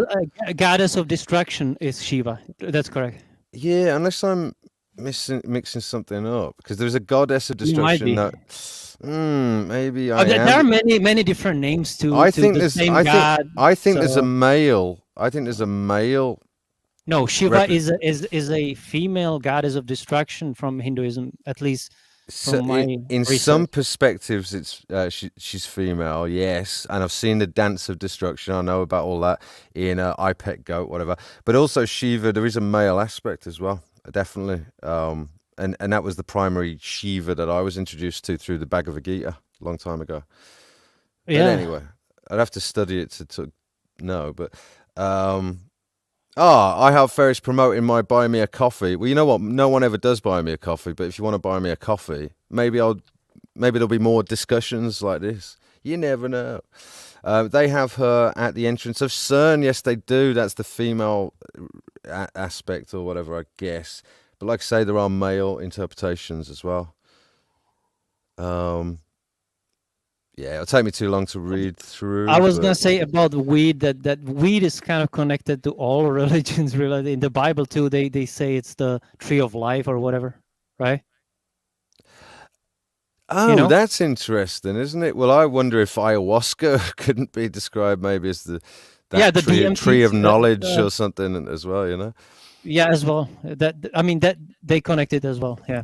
Right on. Uncle Aaron's Hyver's B, I was impressed with Mind of Andy. I think Mind of Andy's doing some awesome streams. She's a lovely girl. And her dog, if you didn't see the live stream she just did, her little puppy, her dog, sorry, absolutely beautiful. The happiest, smiliest dog I've ever seen. He's just in heaven, hanging around with her. It's so cute.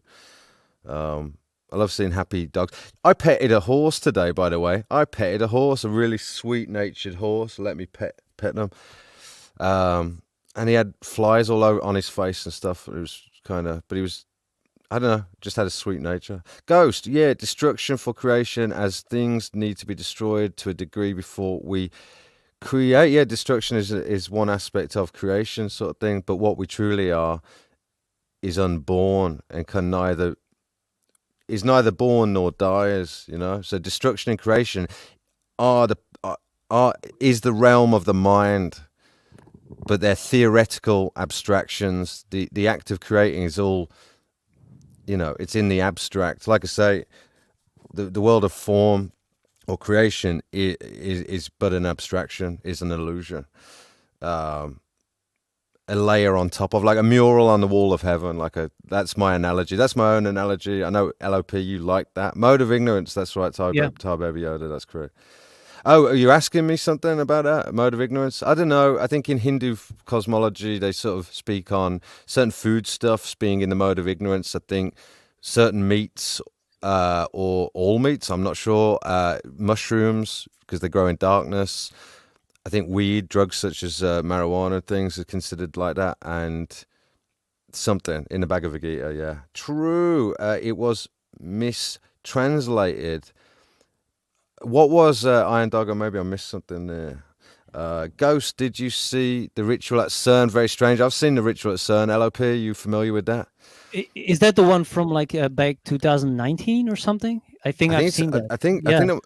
I think it might be Or earlier than that, was it honestly. a recent one?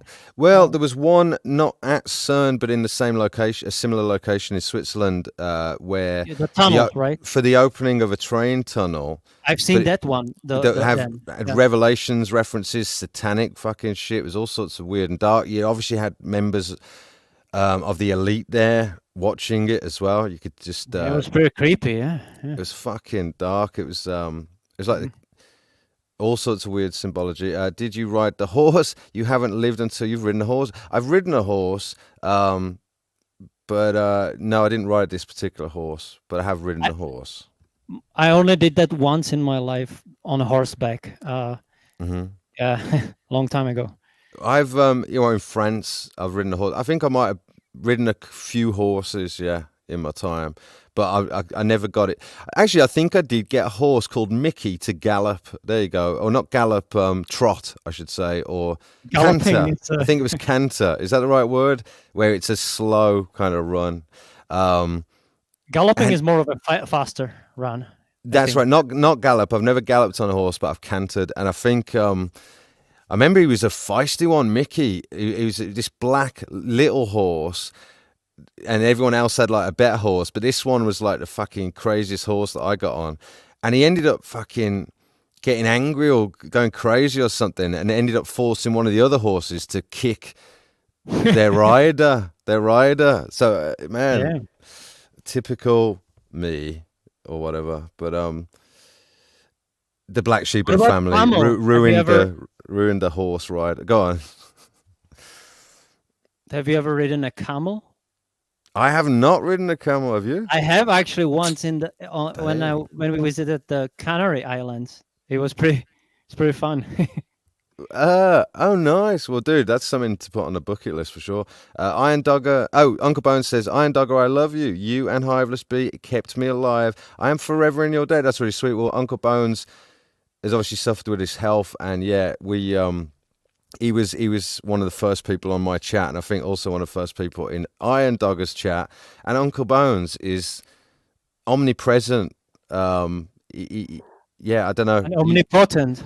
Omnipotent, exactly. Well, Yeah. Bones, you helped give me the confidence that maybe it was a worthwhile venture, and now we're having this conversation. So there you go, Bones. I love you. Keep putting out those good vibes, my man. You know what I mean? But please always roast me because I love it. Please always take the mickey out of me. The Gotthard Tunnel. Oh, right. Is that what it was called? Yeah. Okay. Tar Baby Yoda. I will defer you. I will defer you. She who shall not be named, LOP. But I will defer you. Sorry. That's all right. I will defer you to my meeting Amy for the first time stream if you want to know what happened there.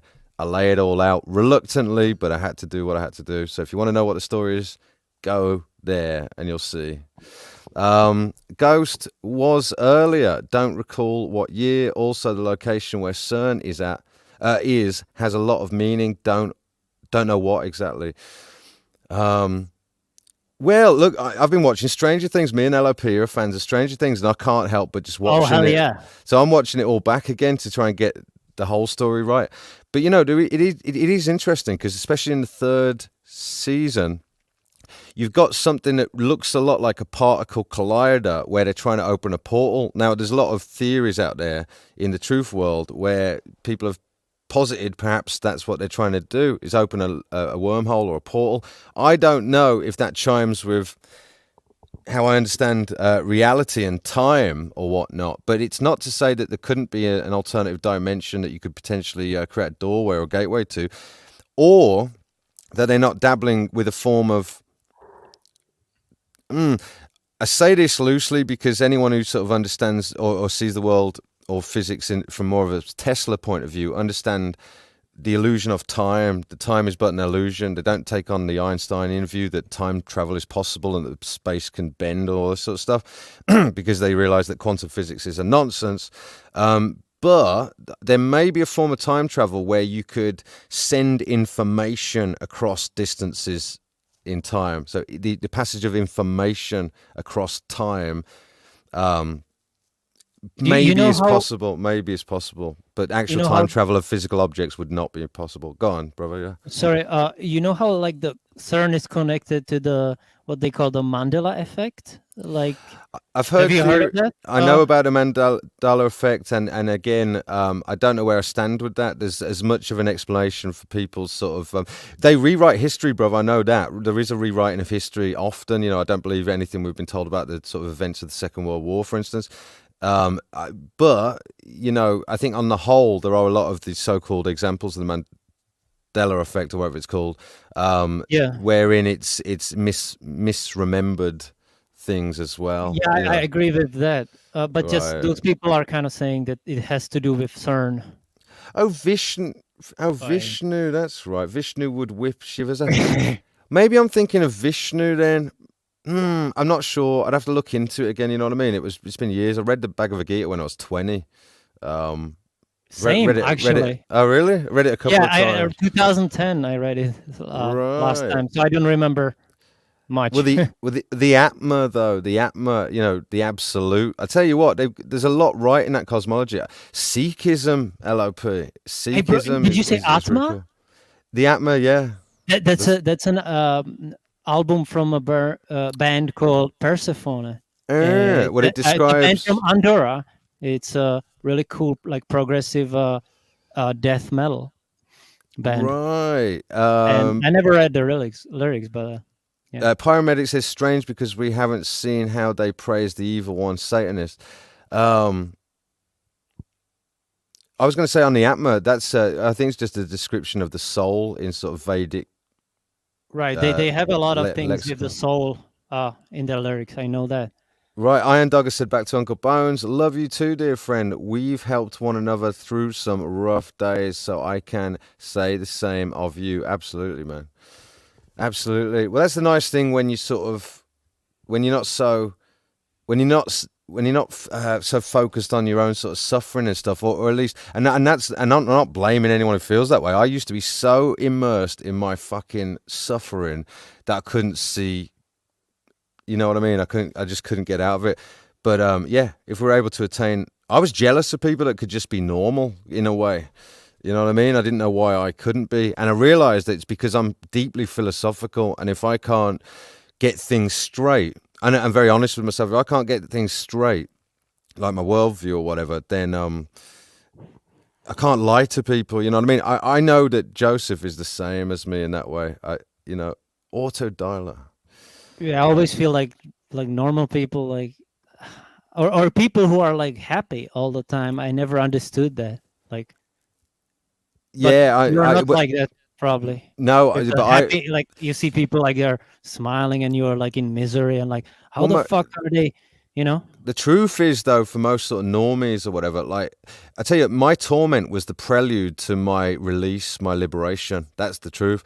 Most people don't think so long and hard or deeply about such things, and most people they'll project an image of themselves in the world, but they're in the mode of ignorance. There you go. They're sort of, they miss, you know, they for some reason that it doesn't seem to matter to them so much, you know. But that's just as well. Maybe I don't need the bus driver to care too much about the true nature of reality, so he could just get on with the fucking getting me to go and pet a horse that was a white horse with sort of grey patches, like grey patterns or whatever, but like a white horse, yeah. Ghost, sorry about my spelling. I'm on mobile. My phone is too big for my hands. Search CERN human sacrifice. Yeah, I've got my own theory that there might not be any such particle accelerator under it there, and they might be building a fucking army underground for all I know, or just experimenting in labs, and it's just a cover for some underground fucking base. You know what I mean? Like, it could be. We just don't know. I knew it. A white horse. Or maybe he's not referring to that. Meeting video. Okay.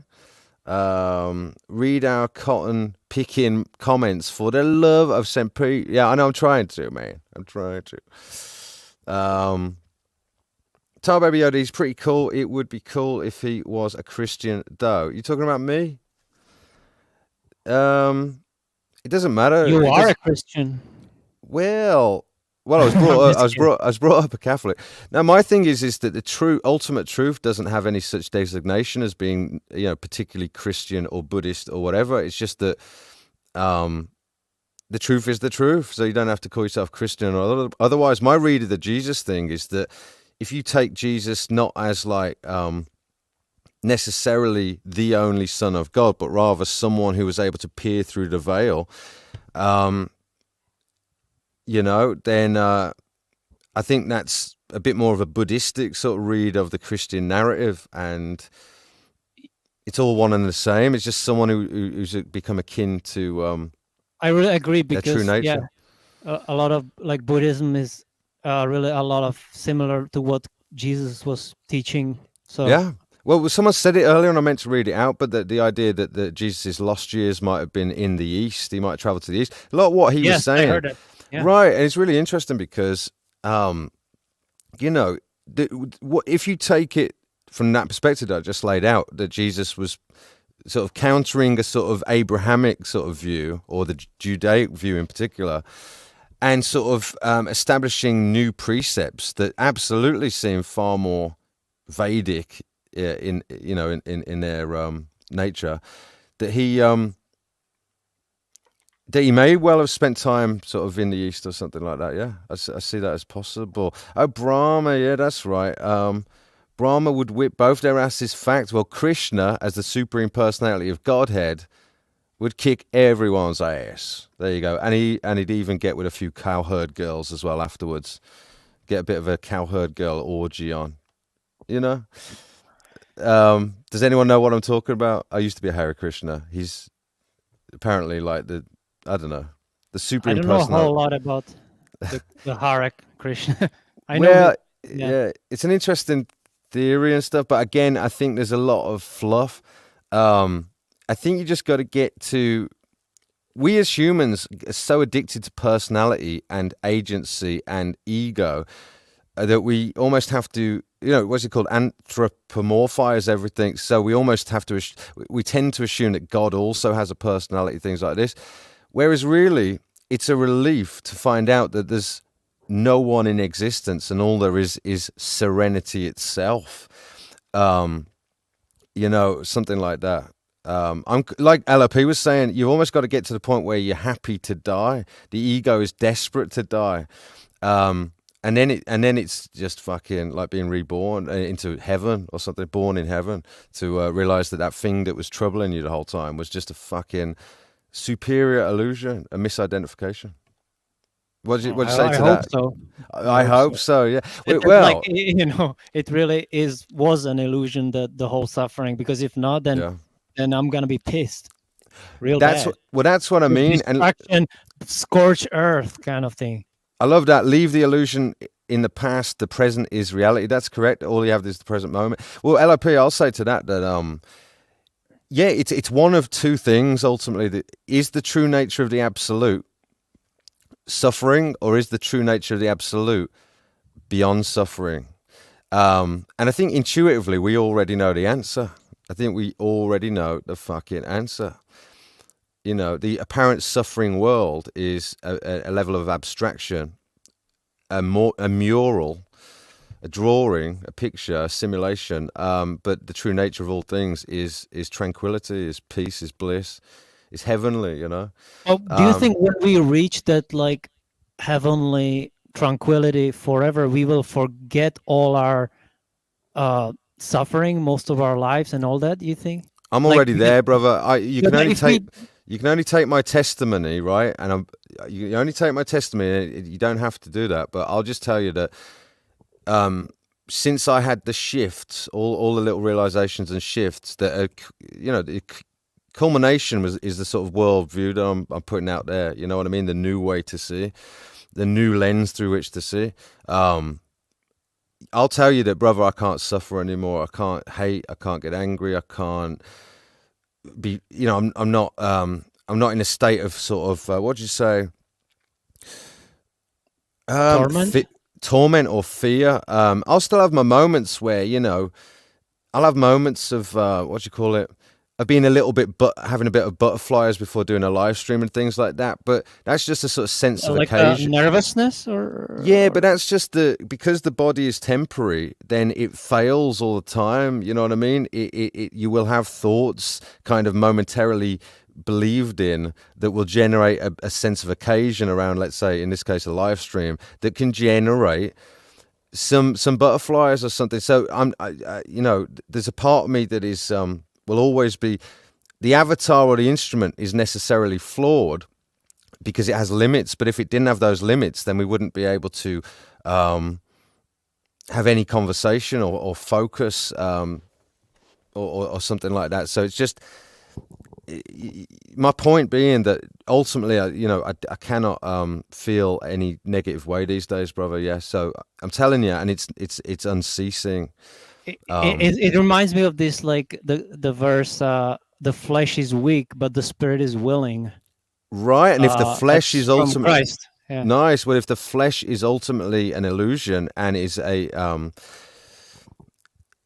true, if the true nature of flesh or all things is serenity, because it would have to be, wouldn't it? If our true nature is serene, the nature of the observer of mind is serene, then yeah, then you get to a point, brother, where all I see is a laptop made of serenity, a friend made of serenity, a stag mixing desk made of serenity. Everything is made of the one quality now for me. I like that word and Serenity. what it Yeah. represents. Yeah. It's also a Brother, great, yeah. it's also one of my favorite songs from the band Arena. It's a British band. Okay. It's like like the guitar solo, even like you feel serenity. It's just instrumental, but it feels like that word, that Ah, feeling. Anyway, nice, brother. I think someone's telling me that Ghost it needs to be modded. I think it was in My Kid's Future. Respect, add moderator. Sorry, Ghost. I wasn't on the YouTube chat. You're now a moderator. There you go. Thank you, My Kid's Future. Respect. How's Bones going? Hang on, I've missed. Oh, Uncle Bones, sorry. Hiveless B, I have to go. I need to sleep. I love you, man. You know it. I do know it, and I love you too, brother. Be well. And nice to see you, my man. Well, OP, we actually fucking did it. I think it's been a good stream. I've had a good one. yeah, it was good discussion, bro. For real. I like that Tar Baby Yoda. God would whip Hare Krishna's ass. Facts. Well, he's called the Supreme Personality Godhead, and I tend to agree that the absolute is always beyond the sort of personable or the personality. Yeah. So ultimately, you'd have to say that the Supreme Personality of Godhead is made of whatever the absolute is made of. And in other words, Krishna doesn't really exist. But see, they claim that he is the absolute, but not all traditions have got it quite accurate or right. You know what I mean? They're close in ways, but they never quite get it right. And only when you see it can you sort of describe it from a place of understanding, you know? But anyway, fam, it's been a good one. Should we sort of wrap it up? LOP, what are you feeling? Yeah. I was just gonna say one thing that, like, Okay. I have this friend who's like Hindu, but he's saying that like all religions have like piece of the puzzle, and we need to like complete the puzzle to know like the full, the, to know the full answer basically to everything. I would Uh, say that the closest one tradition to the truth, or actually I could tell you two traditions that are probably the closest to the truth. One is Advaita Vedanta, which translates to self-inquiry, and it is Vedic in its roots, but it is the process of almost applying a scientific method, but to the self, seeking the I and its true nature. So the I that we generate a grasping about, that we refer to ourselves as, seeking what our true identity is through a line of deduction, negation, and reasoning and questions and logic. Advaita Vedanta, that for me is a very simple, concise method to start to peer through the veil. I think you can't go too far wrong with that. And then also Buddhism in general, even though there is a lot of fluff in many of the traditions, I think the general view on the true nature of reality or emptiness, as laid out in a book called The Heart of Wisdom by Geshe Kelsang Gyatso Rinpoche, that is a sort of unpacking of allegedly Buddha's essentially his Sermon on the Mount, but you'll have to read it to know what I mean by that. But he's teaching on emptiness, the true nature of things, the lack of inherent existence of all phenomena, which culminates in everything I've been saying, actually. Well, brother, you should get that book, The Heart of Wisdom by Geshe Kelsang Gyatso Rinpoche. Don't get the other Heart of Wisdom that's by a different author. There are a few out there, but this one in particular. You'll have to message. I'll send you a link, but that book lays it out, man. It's fucking awesome. For sure, I need to check it. I was thinking to read more books now. Yeah, well, that one will do it, brother. You know what I mean? I do have it. I even thought about reciting it at some point. Oh, hang on a second. Tarbaba Yoda said Hare Krishna actually moved there from Scandinavia and established the Brahmin class above the Madhurajas. Whoa. Well, you know things, brother. You know things.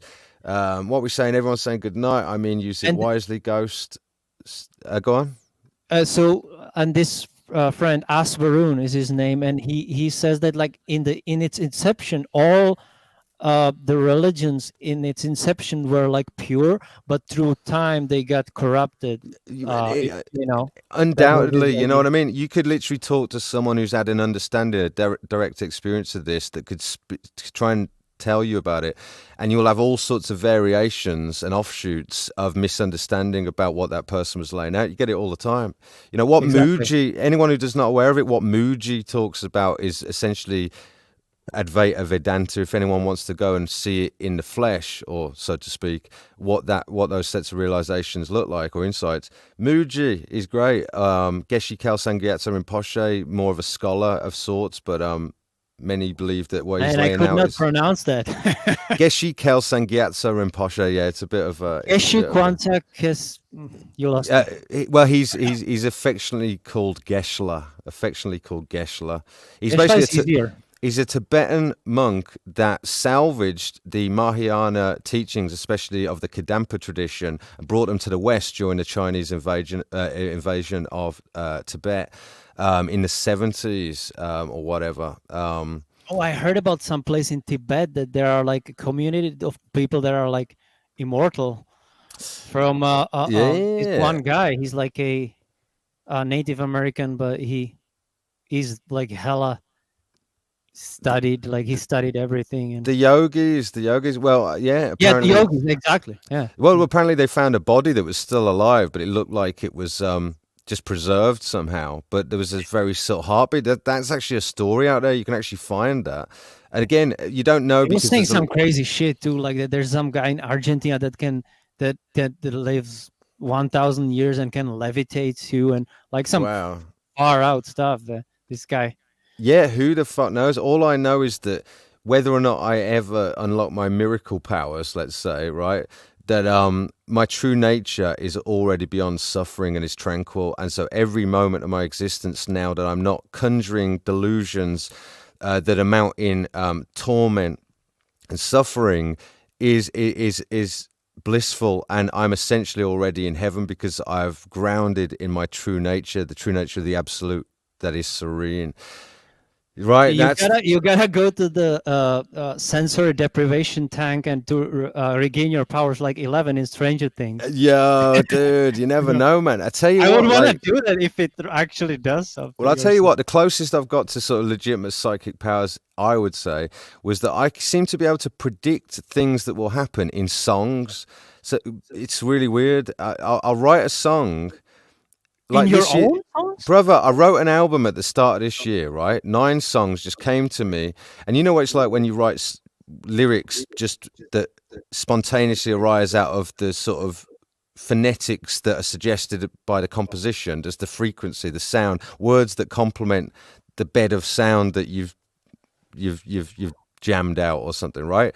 So it's not like I'm trying to impose meaning upon them. It's more like trying to discover the words out of the composition that my voice would best resonate with, right? So I don't, it's not even like I know what I'm trying to say. I don't have something I'm trying to say. It's almost like unearthing the song hidden in the frequencies of the composition, right? The lyrical content. So because that's my Wow. approach,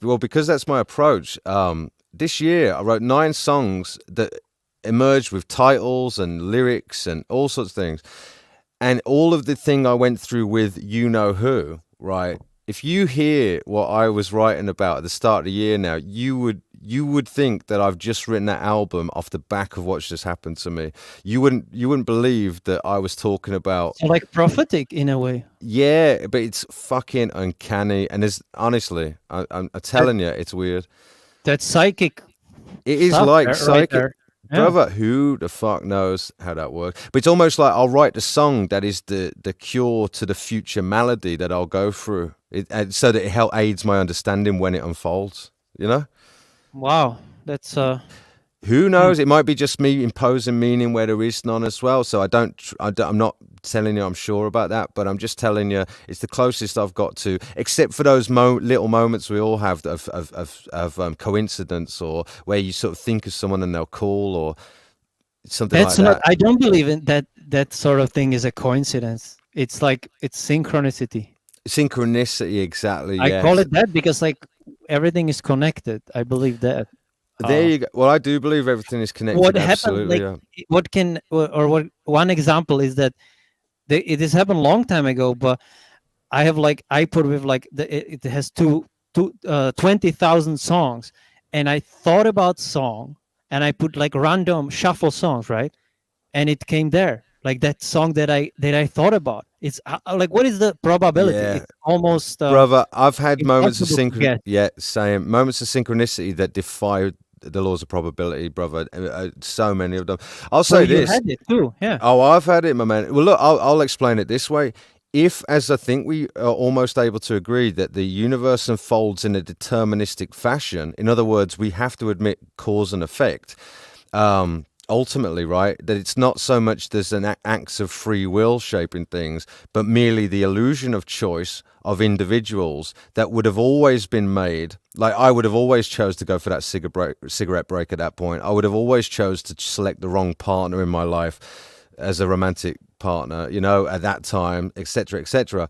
I would have always chosen to do this live stream with you, brother. It is written. In other words, it is written, but we're watching in real time the unfolding of the equation. Now, if that is so, and things are deterministic, which they seem to be, then you could say that unconsciously we might become aware in a precognitive capacity of events that are destined to unfold based on the current layout of things. In other words, there might be an intuition about what's going to come down the line, you know? So it's because it's already written, it's destined. The events of your life will unfold the way they will unfold. And so I think it's absolutely possible to be clued in about that. Well, I Or, don't know if your intuition is sort of keyed in properly or something like that, you know? or like you are talking to someone and you know exactly what he's gonna say before he says it. You ever Yeah, get that? I had all the that a time. few times. It's like no, but this was different. It was like wild, and I was even able to like predict what somebody was writing as an email. I knew like before he wrote the sentence, word for word, like what the sentence is gonna be. I was like, what the Wow. hell is this? So it's like telepathy, or what is it called, right? Yeah, precognition, telepathy, yeah, for sure. I That's why think it's, like, that's why I connected to 11 because she has those kind of powers. well, Well, who knows? it's Who way more knows? because she can destroy the whole Brother, like there cars are and shit. tales of yogis being able to fly and stuff. I just don't know. In theory, though, I will say this: in theory, if the world is a lot more like a sort of computer game or simulation, and I'm not saying it's a man-made one when I'm saying this, I'm saying if the original creation, if that's what we are in, is essentially a set of ones and zeros made of consciousness on the hard drive of universal mind that spontaneously arose out of consciousness, let's say, if that's correct, then there are rules and laws and such that you could essentially maybe change the code or something like that. There might be ways. Bend the rules. Or Yeah, a bit like in the Matrix or something. In theory, it's possible because the laws of physics are. There is no spoon. Yeah. There is no spoon, brother. Well, there's definitely no spoon, but whether or not you can bend it is another thing, if you see what I mean. But there's certainly no spoon. There's no physical object in existence. Next time you feel like you're suffering, just remember that all physical objects are illusory because they require the act of observation in order to appear in mind. There's no such thing as a physical object. It's a theoretical abstraction. Can you make your microphone bend? Because there is no microphone. Imagine I actually did somehow make my microphone bend now. That would be so cool, bro. Well, I'll tell you what I'll do. I won't, through my own sort of force of will, ask it to bend, but I will say to the absolute, if you want to show a real life miracle on this live stream and bend this fucking microphone, but don't break it because I'd still need it. But if you want to somehow bend this or warp this fucking microphone, just show us something fucking awesome. Some miracles, bro. Then go for it if you want to do it. But of course, I'd have to imagine that God isn't in the mood to bend my microphone right now. Probably but there you go. I would never do it through my own will. Like every prayer I ever say it always has the caveat by your grace, because only through God's will would I should, you see what I'm saying? Not through the force of my own limited will. I don't have omniscient wisdom as Pete.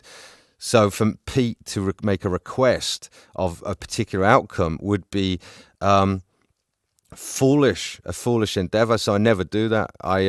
If I'm in the mood to ask for a prayer or healing for someone, I always say by your grace, because for all I know, they have to die for the greater good. You see what I mean? So I don't know. I don't pretend to know. I have faith. That's what faith is. I have full faith that the way the universe will unfold will be perfect. You know what I mean? I'm just happy to be free from suffering. I asked for that sort of spirit of suffering and hate to be removed from me, and I'm just really happy to abide, in that way. I want to have that faith that, like, if it's gonna be all right one day, everything. It's not even all. It won't even be all right one day. It's already all right. It's just a shift of identity.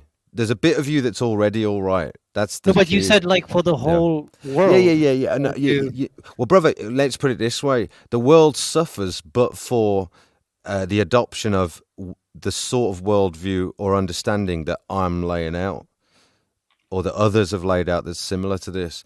The world suffers, but for that those realizations.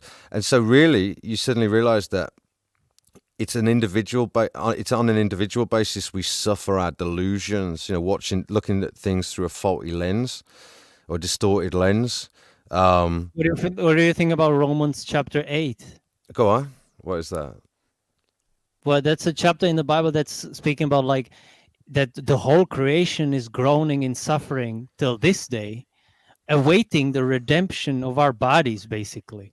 Well, isn't that interesting? Because when you say it, it is. When you say part. Right, so when you say it after I've just said what I said, it has a new meaning all of a sudden, doesn't it? You see what I'm saying? Like you could take on you sort of see a different meaning, a different interpretation. Because redemption of the body could be like being free from exactly, from and it almost puts that. an onus on the individual, yeah. And of course, individuality is an illusion. You have to come to sort of impute your see, there are some deep things on the there. absolute. If you impute your eye on the absolute, like in Buddhism, they call it self-generation, like as the Buddha. And there's also something called divine pride in Buddhism. Counterintuitively, we all think of pride as being a negative thing, but divine pride, to sort of be proud that you are virtuous, or that you impute the eye upon the correct sort of thing rather than an incorrect set of aggregates like the body or whatever. That wouldn't we all love to be a sort of healing sun that just fucking oozes virtue and helps others? You know what I mean? Well, really, what you are is that already. So like I say, individuality is an illusion, and if we are willing to die, in other words, give up our sense of individuation from the absolute, which is what ego is actually, the illusion of partitioning or sort of individuation. If we're willing to die to that and come back to what our true qualities are, you have to have suffered enough to want to do it, though. Me and LOP have suffered enough. Most people like the idea that they're an individual that get to judge others, that get to sort of take full credit for their works. You know what I mean, like that. But that is the malady of humans. That is the you know what I'm saying. I think anyone It only that gets brings it. more conflict and drama if you like, always try to get into that. Yeah, well, yeah. With those who aren't ready for it, brother, you know what I mean. For those that aren't ready for it, I know you're ready to die to it, my man. You know what I mean. I just think Yeah, it's we. at some point you realize everything is just meaningless anyway. So why even Oh, care? well, brother, exactly. And this is why we had to have this discussion, because this discussion is as good as you having a debate with yourself, checking out the two different views and letting them fight it out and see which one comes out best. You know what I mean? And I had to go through that process by myself, if you see what I mean.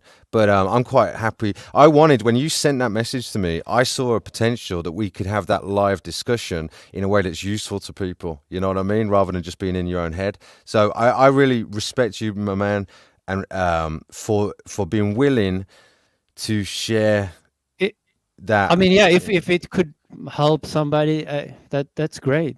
Exactly, my man. You know what I mean? Black Stepdad just said, High Speed just saw the Amy video. Dang, King. Keep your chin up. I got you, brother. Exactly, my man. Yeah, it was fucking rough. I'll be honest. It was fucking rough. But yeah, there you go, my Yeah, man. I was shocked when I saw it because yeah, Yeah, look, hey, it is what it is. We've all been there, you know what I mean? But yeah, I'm doing well. I'm doing well. I never got angry. I I feel like I dodged a bullet, and I'm good, mate. You know what I mean? I'm fucking good. So moving on, and I got right? nothing but compassion for her. So you know what I mean? I just hope that. Anyway, we won't get into it, but you know what I'm saying. Just nothing but fucking love and stuff, and I'm just glad to be moving on and doing my thing. But LOP, it's been good, hasn't it? I've genuinely enjoyed this. It's been fucking. Yeah, so did I, bro. Yeah. No, all right then, chat. Well, we might go then. But thanks for hanging out with us, and chat was awesome. Like a lot of really good input and stuff. And I'm really glad the engagement was as good as it was, because you never know when you do something like this. Like it's not primarily what I do. But yeah, it's been awesome. See you all when I see you. I'm going to release all of the individual babble boxes this week. There were only 3 conversations, but 2 of them were double conversations with Saggy and David Bruce, like 20 minutes long instead of 10. So, yes, Point Fire, that is official. And I won't tell you why I know that's official, but it is official. You know it, mate. You know it. All right, then. Well, LOP, anything you want to say to the people before we jump? It's been fun. Right on. But I was gonna ask you, what you were speaking of your album, but are you ever gonna release it? Brother, I've had this Or I've had this problem over the years where I've conceived so many albums but never felt comfortable or good enough about them to ever release them. Now that's silly, isn't it? But I'm at the point where sometimes I have to realize the album almost till completion to know that I don't like it. So, but in this case, I'm you hoping don't? that well, brother, it happens all the time. Where I'm hoping in this case that I get over the hump and just fucking release it anyway. That's where I'm at. So, but it is close to completion. But I might share it with you and some friends and stuff and get actual feedback and see what they say about it. You know what I mean? Before release, and then maybe that'll give me a bit more confidence to actually release the fucker. Yeah. Yeah, I did like upload something and then delete it later. But Yeah. mostly I'm not really that like uh